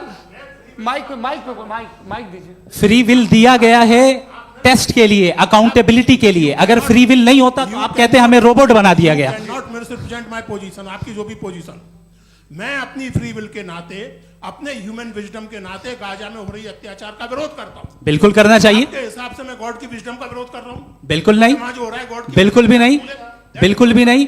उसका वहां पर गाजा में कत्ल होना ये इंसानों के गलत इस्तेमाल का नतीजा है, फ्री विल के इस्तेमाल का नतीजा है। गॉड इसका हुक्म नहीं देता, उससे रोकता है। यही तो मसला है ना। आपके लिए कॉन्सेप्ट क्लियर नहीं नहीं भाई, आपने तो बताया था इंजेक्शन लगाने से बच्चे को तकलीफ होती है, ये इंजेक्शन लगा। सर आप ऐसे रेटोरिक स्टेटमेंट दे तब तो कोई मसला नहीं आपने समझते बोला कि रहेंगे। Injection this is a rhetoric statement, this is not a logical argument sir. I am sorry, I am sorry. आखिरी 30 मिनट बड़े मुश्किल होने वाले हैं। जी मुफ्ती साहब आगे बैठे हैं, इनको माइक दीजिए। हाँ तरुण, माइक आप अपने पास रखिए, आपको कैमरे का फ्रेम पता है जी। सबसे पहले दोनों को मुबारकबाद। एक सर अपना आप नाम बता दें। आप अमेरिका में शिकागो में रहते हैं, इतना मुझे याद है। बताया आपको, यासिर नदीम अलवाजदी मेरा नाम है। जावेद सर आपसे एक क्वेश्चन है इन्फिनिट रिग्रेस के ताल्लुक से। एक हाइपोथेटिकल सिनेरियो है, मसलन अगर आप सर माइक थोड़ा सा प्लीज क्लोज रखिए। ओके जी। अगर आप शायर इसलिए हैं कि आपके कोई उस्ताद शायर थे, और वो इसलिए शायर थे कि उनके कोई उस्ताद शायर थे, और इसी तरीके से हम माजी में पीछे चलते चलते चले जाएं और कहीं ना रुके, तो माफ कीजिएगा आप कभी शायर नहीं हो सकते। लेकिन आप शायर हैं, आपका शायर एग्जिस्ट करता है, इसका मतलब ये है कि आप कहीं ना कहीं रुके हैं। तो मेरा सवाल ये है कि क्या आप इन्फिनिट रिग्रेस ऑफ कॉजेस को लॉजिकल फैलेसी मानते हैं या नहीं मानते? हाँ या ना? मैं इन्हें लॉजिकल फैलेसी नहीं मानता हूँ, लेकिन मेरा प्रॉब्लम यह है कि जब मैं नहीं मानता हूँ तो I will continue with this logic जो फैलेसी नहीं हो। आप एक जगह रुक जाते हैं जाके, आप कहते हैं ये गेंद कैसे बनी, ये जजीरा कैसे बना, ये समंदर कैसे बना, ये ज़मीन कैसे बनी, और अचानक गॉड पे जाके आपको ब्रेक लग जाता है। एक बार आप सवाल नहीं करते कि भाई इनको बनाने वाला तो इनसे भी कॉम्प्लिकेटेड होगा, वो कैसे बना, उसके बारे में आपने इत्मीनान कर लिया, वो हमेशा से है। तो अगर आप उसे हमेशा से मानते हैं तो फिर ये मान लीजिए कि कायनात हमेशा से है, क्या तकलीफ? फिर हम वजूद में नहीं आते जी है? हम मौजूद नहीं। अच्छा सर क्यों नहीं होता? मैं बताऊंगा प्लीज। जैसे मैंने मिसाल दी आपके शेर में, आपका शेर कभी वजूद में ना आता अगर शायर इसी तरह चलते रहते हमेशा। जी माइक मेरे ख्याल से एक सेकंड, इन्फिनिट रिग्रेस का कॉन्सेप्ट क्लियर नहीं हो पाया। ऐसे रहने दें, लेट्स मूव ऑन सर। ठीक है। हाँ थोड़ा सा मॉडरेटर का भी ख्याल रखें। नहीं आपने तो रखा है, आपने रखा है। यहाँ पे गौहर रजा साहब हैं, वो भी एक सवाल पूछना चाहते हैं। माइक नीचे से ऑन कर दिए, नीचे। पहले तो ये कह दूं कि मैं उन बच्चों से शर्मिंदा हूं जिनको गजा में कत्ल किया गया, क्योंकि हमारे होते हुए कत्ल किया गया। लेकिन उससे ज़्यादा शर्मिंदगी इस बात से हुई कि मुझे लगा कि मुफ्ती साहब उसको जस्टिफाई कर रहे हैं। बिल्कुल भी नहीं। आप बहुत ही गलत, मुझे लगा मैं गलत हो सकता हूं। बिल्कुल गलत मैं है। सवाल पूछ रहा हूं, सवाल मैं सवाल पूछ रहा हूं। मैं जावेद भाई से डिसएग्री करता हूं। एक सेकंड देखिए, अगर देखिए ऐसा एक सेकंड आप सर वेट अरे आप कुछ मेरे पहले मुझे अपनी बात कह लेने दीजिए। अगर ऑडियंस तय करेगी तो फिर मॉडरेटर का मतलब नहीं। मेरा आप सबसे ये कहना है, ये बहस दो लोगों के बीच में है, एक तरफ मुफ्ती साहब, एक तरफ जावेद साहब। पिछले 1.5 घंटे से ये लोग अपने अपने तर्क रख रहे हैं। आपकी इनसे इत्तेफाकी हो सकती है, ना इत्तेफाकी हो सकती है। मेरे उस्ताद मुझे सिखा गए हैं कि मुखामुखम में असहमति की गुंजाइश बची रहनी चाहिए। अगर मैं आपकी बहुत इज्जत करता हूं गौहर साहब, आपने जो कमाल की किताबें लिखी, साइंटिफिक टेम्परामेंट, लेकिन मेरी ये गुजारिश है आप सबसे कि यदि आप इन लोगों ने जो बोला उन पर टिप्पणियां करेंगे तो ना वक्त की पाबंदी रहेगी, ना वो अनुशासन। आप सवाल पूछ लें, उस सवाल में जो बात आ जाए वो आ जाए। मैं जावेद साहब से डिसएग्री करता हूं, इसलिए जावेद साहब से सवाल पूछ रहा हूं। आपका सवाल जावेद अख्तर साहब से। और सवाल यह है मेरा कि जावेद साहब ने कई बार लॉजिक का इस्तेमाल किया कि साइंस में लॉजिक है और रिलीजन में लॉजिक नहीं है। मेरा ख्याल यह है कि रिलीजन में भी लॉजिक है, लेकिन उस लॉजिक की बेसिस ये है कि आप रुक जाते हैं, जिसका जिक्र जावेद साहब ने बार बार किया। यानी खुदा के तसव्वुर पे आते हुए, गॉड के तसव्वुर पे आते हुए रुक जाते हैं। और इसमें सवाल पूछना मतलब फॉरबिडन होता है। सवाल यह है कि क्या जावेद साहब इससे एग्री करते हैं कि साइंस की लॉजिक अलग है और रिलीजन की लॉजिक अलग है। बताइए सर। देखिए, 3 चीज़ें हैं, साइंस है, एक है मंतिक है, इस्तिदलाल है, और एक जो है कुछ भी नहीं है, फेथ है, अकीदा है। मैं अकीदे की लॉजिक का कायल नहीं हूँ। मुझे आप इस्तिदलाल से, लॉजिक से, रीज़न से समझाइए, मैं मानने को तैयार हूँ, मेरा क्या नुकसान होगा। लेकिन ये कि अकीदे पे मैं नहीं जा सकता हूँ। अकीदे का मतलब है कि तुम ये मान लो, सवाल ना करो, ये नहीं। आप सारी बातें करके, बड़ी साइंटिफिक बातें करके एक जगह जाके खुदा के हुदूद पे रुक जाते हैं, सरेंडर कर देते हैं। मैं सरेंडर करने को तैयार नहीं। That's all. जी, ये आगे सर बैठे हुए हैं, इनको माइक दीजिए। भाई वो आप पूछना चाह रहे थे ना भाई? हाँ, नहीं मैं ये, थैंक यू जी, आपका नाम? आसिम इफ्तिखार। आसिफ जी, पूछिए। सर, जावेद सर से सवाल है कि आपने अपने क्लोजिंग माइक थोड़ा करीब रखिए। अपने क्लोजिंग स्टेटमेंट में ये बात कही थी कि मज़हब का जो फ्यूचर है वो ज़्यादा दिन नहीं जाने वाला है, लेकिन मैं देख पा रहा हूँ कि जो ऑक्सफोर्ड यूनिवर्सिटी की एक स्टडी है 2011 में हुई है, जिसके 50 एकेडमिशियंस ने इसको अंजाम दिया था, उसमें वो ये कहते हैं कि जो फेथ इन गॉड है वो इनबिल्ट है ह्यूमन नेचर के अंदर, जिसको हम कहते हैं फितरत के अंदर शामिल है वो। और वो ये कहते हैं कि अगर कोई ये समझता है कि मज़हब को वो ख़त्म कर देगा तो ये उसकी गलत फहमी है। तो आप इसके बारे में, इस स्टडीज़ के बारे में क्या कहते हैं? ठीक है, मैं उनसे एग्री नहीं करता हूँ। वो कौन से प्रोफेसर होंगे? ऐसा उनके क्या पास डेटा है, इन्होंने डेटा के बेस होगा। डेटा क्या हो सकता है? फ्यूचर का डेटा तो नहीं हो सकता ना उनके पास, प्रेजेंट का डेटा हो सकता है। डेटा आपने सुना 100 साल पहले का बाद का डेटा? मैंने तो नहीं सुना आज तक। तो आज उनकी ये राय है और होगी राय, ठीक है। दुनिया में तरह तरह की राय है लोग, लेकिन मैं समझता हूँ कि वक्त के साथ इंसान ज़्यादा से ज़्यादा रीज़नेबल और लॉजिकल होता जा रहा है। आज आप देखिए वेस्टर्न यूरोप में क्या परसेंटेज है नॉन बिलीवर्स की, बहुत हाई। वहाँ चर्च खाली पड़े होते हैं। तो अल्टीमेटली तो इंसान कोई ऐसी बात बहुत अरसे तक नहीं मान सकेगा, चाहे गलत या सही, जो उसे, उसके दिमाग को, उसके जहन को, उसकी लॉजिक को अपील न करे। वो कह रहे हैं तो ऑक्सफोर्ड के होंगे, तो कैम्ब्रिज के होंगे, तो मुझे क्या लेना देना। उनका डेटा मुस्तकबिल का नहीं हो सकता है। जी, दीपक, हाँ पूछिए। मैं आऊँगा, अभी पीछे की साइड भी आऊँगा, माइक वहीं भेजूंगा 2-3 साल के लिए। जी जावेद साहब, आपसे सवाल है। नमस्ते। अरे भाई सर, अगर आप ही लोग तय करना है तो फिर 200 लोग तय कर लें। ये एक साहब पूछ नहीं रहे सर, हैं। Please don't do this sir. Everybody has a right sir, but we can only take Okay. Selected questions. No sir, अरे ये भाई, यंग लोग आराम भी से। हैं तो इनकी ये अब बात उतने यंग, सुनिए। भाई आप यंग हैं कि नहीं हैं? एक मिनट, वो कह रहे हैं वो भी आइए, यंग हैं पूछ रहे हैं साहब, भाई। आप उनकी नौजवानी पर दावा उनको ही करने थे। हाँ मुफ्ती साहब, आप यंग, हाँ पूछे। अरे भैया सर, मेरा सवाल ये है। कुछ इनसे भी तो पूछो। जी हाँ। नहीं, बस आपसे एक सवाल है। जैसे थीस्टों के पास अपने जो ईश्वर को मानते हैं, उनके पास अपने सोशल गेट टुगेदर्स हैं। 5 रोज़ा क्रिसमस आने वाला है, होली है, दिवाली है, ईद है। एथिस्ट क्या ऑफर कर रहे हैं? मतलब मैं इनकी दुकान से बोलूं, मैं आना चाहता हूं उस तरफ, पर मैं अट्रैक्ट नहीं हो पा रहा हूं। मैं सोशल गेट टुगेदर्स क्या है आपके पास? वो ये कह रहे हैं कि जो धार्मिक लोग हैं, अलग अलग धर्म के लोग, उनके उत्सव त्योहार, कॉन्ग्रेगेशन वही बहुत बात। हैं। अब आपको मैं एक सुनाता हूँ, यहाँ हिस्टोरियन भी बैठे हैं।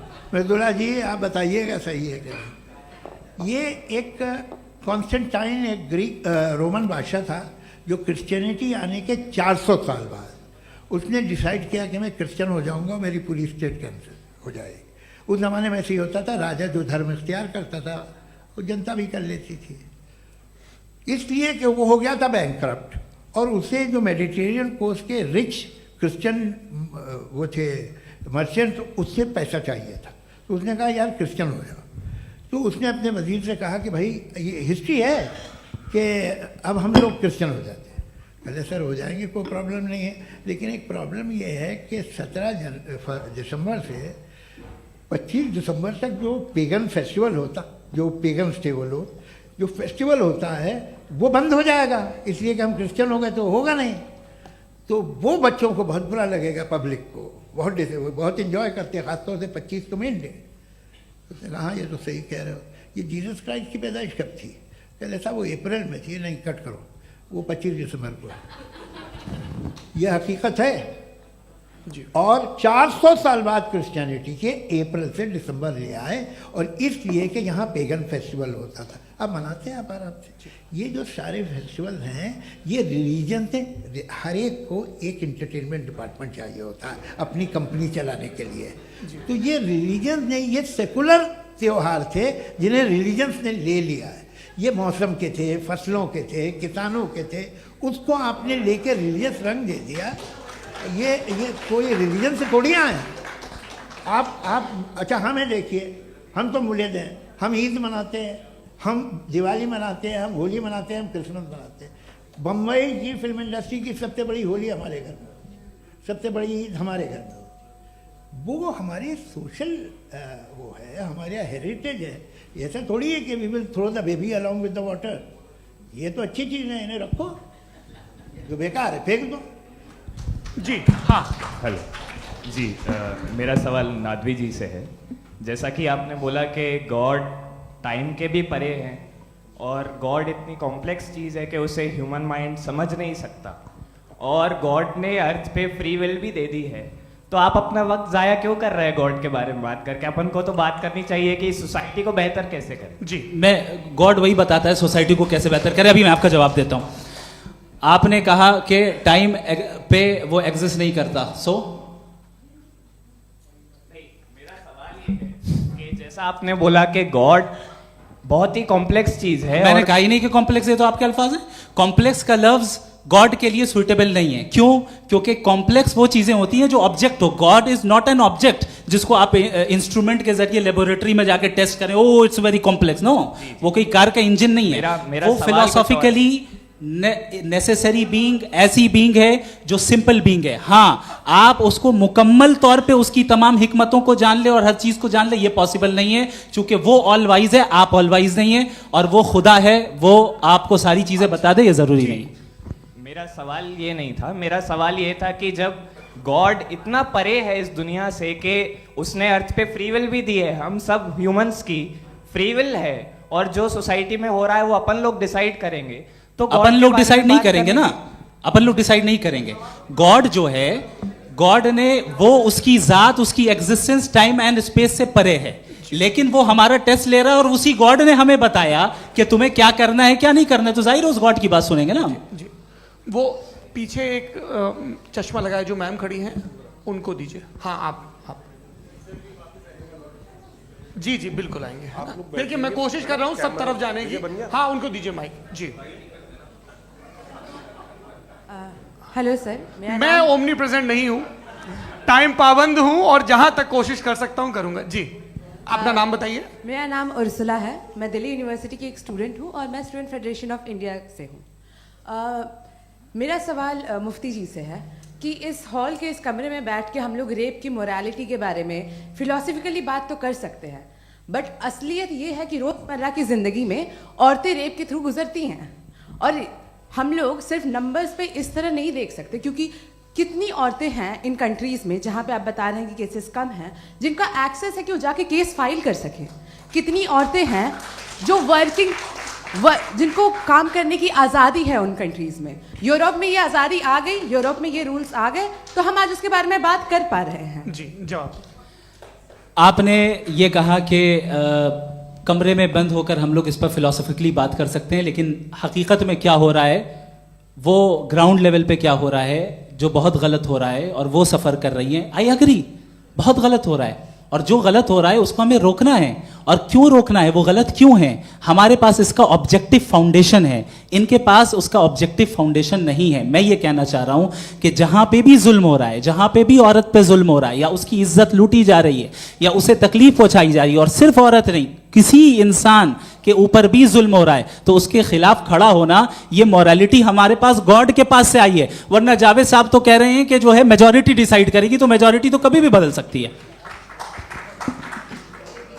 क्या आप हाँ। ये थोड़ी सी आपको गलतफहमी है। मैं अगर मेरे जुमले से ये मदना निकला या मैंने कहा, तो ये जुमला मैं वापस लेता हूँ। ये मेरा मतलब ही नहीं था कि मेजॉरिटी डिसाइड करेगी। मेजॉरिटी डिसाइड करे तो दुनिया में बड़ी, वैसे आपने कहा था ये जुमला, अच्छा हो, मैं मान रहा हूँ, बाद में रिकैप कर लेंगे। अरे एक सेकंड, मैं अपनी एक्सप्लेनेशन दे रहा हूँ।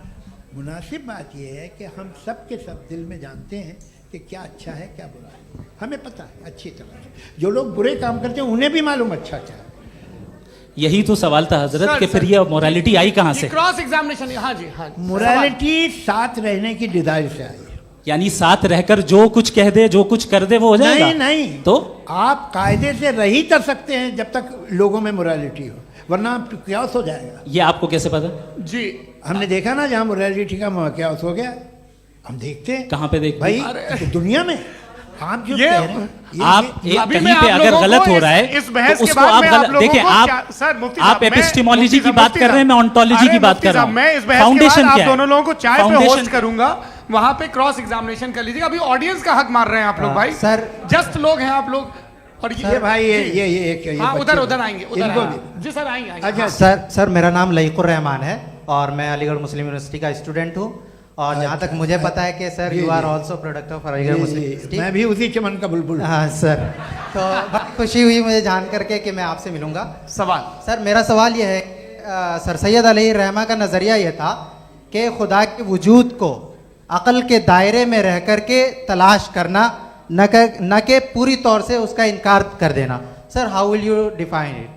नहीं तो ये तो आप इन्हें बताइए। ये सर, अकल सवाल से रह आपसे। के खुदा का वजूद साबित कर रहे हैं। तो सर आपने सैयद इनकार ने किया। कर रखा है, इस वजह से मेरा क्वेश्चन उन्होंने यही सर से एक सेकंड, सर सैयद ने यही कहा ना कि अकल से आप खुदा के वजूद को साबित नहीं कर सकते, यही कहा ना भाई। वो उन्होंने कहा कर सकते हैं और वो कर दिया गया आज। वो फोन दो। तलाश करना या साबित करना अकल से अकल से नहीं सर हो सर अरे सवाल तो सुन लीजिए जी। अकल से नहीं हो सकता है, यही कहा ना आपने। अकल से हो सकता है। अरे वो यही कह रहे हैं भाई, आप बता रहे हो सकता है, वो तो कुछ और। आप अगर सर देखो नौजवान फोन ले लो, इतनी कमाल की यूनिवर्सिटी है। अरे भाई दे दो मेरी ना बात जरा तो- एक मिनट, अरे दे दो मेरे भाई माइक। मेरी बात सुनो, नहीं, माइक मैं पे समझ- बोलो ताकि जो लाखों लोग देख रहे हैं माइक दे दो ना। अरे देंगे ना माइक, तुम ठहरो तो। हाँ सर मेरा सवाल ये था कि सर सैयद अलैहि रहमा का एक नज़रिया था अपना कि खुदा का जो वजूद है उसको अक़ल के दायरे में रह करके तलाश करना है, न कि पूरे तौर से इनकार कर देना है। ये उनका कॉन्सेप्ट था। लेकिन मेरा सवाल ये है कि आप इसको कैसे डिफाइन करते हैं, एक्सप्लेन कैसे करेंगे, मैं आपसे जानना चाहता हूँ। चूंकि you are the product of Aligarh Muslim University. मुझे अकल के दायरे में रख के मैंने बहुत तलाश की, मुझे मिला नहीं। हाँ ये इधर उधर वो चश्मा लगाए जो, हाँ उनको दे दीजिए। जी जी फटाफट पूछिए, बस 5 मिनट है, 5 मिनट में खत्म हो रहा है। हाँ अस्सलाम वालेकुम मुफ्ती साहब। एंड मेरा सवाल जावेद अख्तर साहब से। क्या नाम है आपका? अरे भैया सब मुझे पूछ रहे हो। फैज पूछिए फैज साहब। तो मेरा सवाल ये है कि अभी जो एथियस्ट है वो problem of evil argument use कर रहे हैं अगेंस्ट मुस्लिम्स, राइट? कि इस दुनिया में इतना सारा इविल है और अगेंस्ट मुस्लिम तो यहाँ अगेंस्ट थियस्ट। हाँ थोड़ा सा करेक्ट कर लीजिए भाई, पूरी मशक्कत ही इसी बात की थी कि किसी एक मजहब पे बात न टिके। जी तो बेसिकली ये आर्ग्यूमेंट ऐसा है कि इस दुनिया में इतना ज़्यादा ईवल एग्जिस्ट करता है और अगर एक ऑल गुड गॉड है तो वो रोकता क्यों नहीं है? लेकिन इस सवाल में एक हिडन अजम्पशन ये है कि इस दुनिया में ईवल एग्जिस्ट करता है। अब एथियस्ट ये कैसे ऑन्टोलॉजिकली प्रूव कर सकते हैं कि इस दुनिया में ईवल एग्जिस्ट करता है? मैं आपको बताता हूँ, थोड़ा सा समझा। नहीं सर हम लोग इनको सुनने आए। नहीं please don't do that. I want to explain ontologically. नहीं हम समझ गए सर, इनको अब जवाब देने दीजिए। अच्छा सवाल पूछ लो। मैं अभी तक क्या था वो मैं थोड़ा सा ऐड ऑन कर लेता हूँ। तुम गुरु, तो हम जब इसका राउंड 13 करेंगे ना तब तुमको स्टेज पे बिठाएंगे। जी तो हाँ जल्दी से।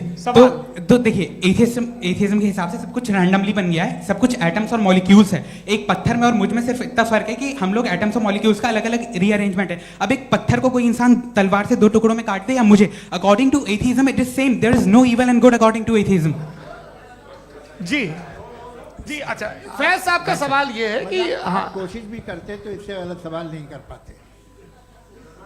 एक लाइफ फॉर्म है और लाइफ फॉर्म में फीलिंग्स हैं, मतलब लाइफ फॉर्म सुनता है, देखता है, टेस्ट कर सकता है, फील कर सकता है। तो उसकी जो ये जो क्वालिटी इस बबल में आ गई है वो जानवर में भी है, इंसान में भी है। तो जाहिर है कि उसे कोई तकलीफ पहुंचेगी, तो चूंकि उसके पास वो सेंसिटिविटी है तो मैं करेगा। पत्थर में वो सेंसिटिविटी नहीं है। तो ये क्या सवाल हुआ कि अगर पत्थर को काटा तो पत्थर को तकलीफ नहीं होती, तो आपको काटे तो आपको क्यों तकलीफ हो? बैठ जाइए। जी हाँ अगला सवाल। हाँ पूछिए।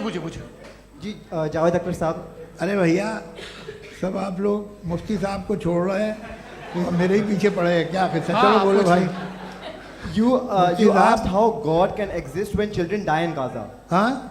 You asked how God can exist when children die in Gaza, and you also mentioned the rise of atheism in Europe.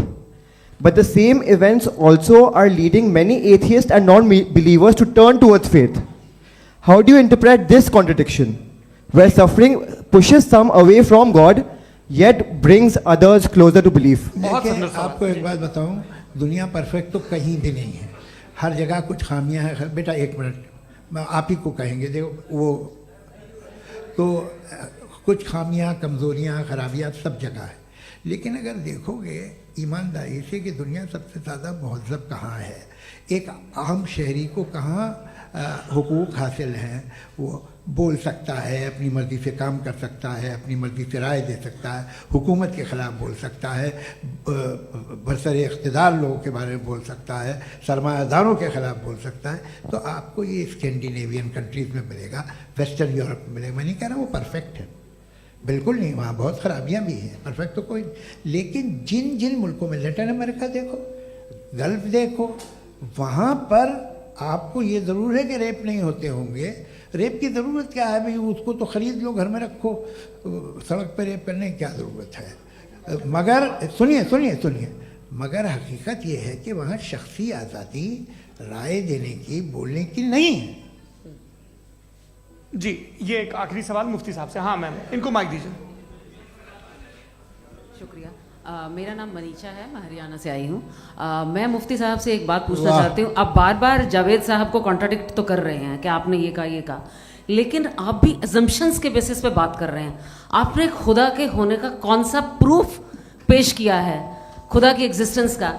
अब इस सवाल को अलग रहने दीजिए, कौन एथीस्ट है कौन नहीं है। और दूसरी बात जो आपने एक छोटी सी कही थी कि ये फ्री विल का इस्तेमाल करता है इंसान अपनी, लेकिन इस फ्री विल का इस्तेमाल में मतलब खुदा ने ये दे दी सबको ये इजाज़त कि वो कितना घिनौनापन और कितने ज़्यादा ख़राब से ख़राब तरीके इस्तेमाल कर सकते हैं। जवाब सुनते जी।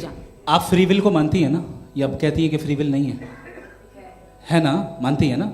तो अब आपके पास इसका कोई एक्सप्लेनेशन नहीं है कि अगर एक इंसान उस फ्री विल का इस्तेमाल करके गलत काम कर रहा है और बच के अच्छी ज़िंदगी गुजार के निकल जा रहा है, उसका कोई रिकम्पेंस नहीं है। हमारे वर्ल्ड व्यू में जो इंसान गलत काम कर रहा है उसको भी रिकम्पेंस यानी उसका बुरा बदला मिलना है, और जो सही काम कर रहा है उसको सही बदला मिलना है। लिहाजा जो फ्री विल है वो इस तरीके से है कि एक लिमिटेड टाइम तक खुदा ने मोहलत दी है। ऐसा नहीं कि छूट दे दी, जो करना है करते रहो हमेशा। वक्त आएगा जब एग्जाम का टाइम खत्म होगा तब रिजल्ट आएगा, दौराने एग्जाम जबरदस्ती आपको नहीं बताया जाएगा। अरे भाई एक सेकंड जी, सवाल मुफ्ती साहब से मेरा, मुफ्ती साहब से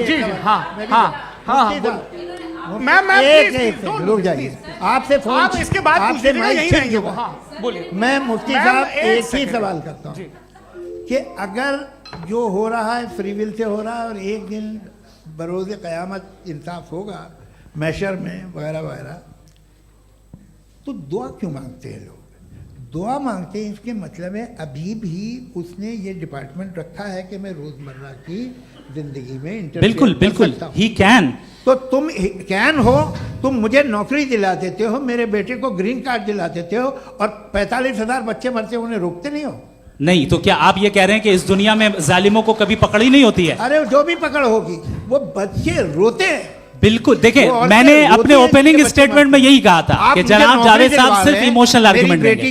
this is an emotional argument. ये छोटे मोटे इसके पीछे का रीजन मैंने बताया क्या है, इसके पीछे का रीजन क्या है मैंने बताया। मंच से आप लोगों को सज्जनों इसलिए कह रहा हूं ताकि थोड़ा सा आपके कॉन्शियस पे जोर रहे कि आपको ऑर्डर बचा के रखना है। वक्त तय हुआ था, ये वक्त पूरा हुआ, आपने इतने धैर्यपूर्वक सुना, मैं आप सबका बहुत बहुत शुक्रगुजार हूं। यदि इन दोनों विद्वानों की इच्छा होगी तो कभी हम इस बातचीत का राउंड 2, राउंड 3, यही तो देखिए खूबी है इंसान की कि बहस मुबाहसे में वो पड़ा रहता है। आप लोगों ने बड़े धैर्य का परिचय दिया, बहुत बहुत शुक्रिया। इसी के साथ ये बातचीत यहाँ पे समाप्त होती है। मैं एक बात बता दूं, ये सारी बहस हो गई, अब मुफ्ती साहब और बड़े मुफ्ती साहब इन के साथ में खाना खाने वाला हूँ। अच्छा।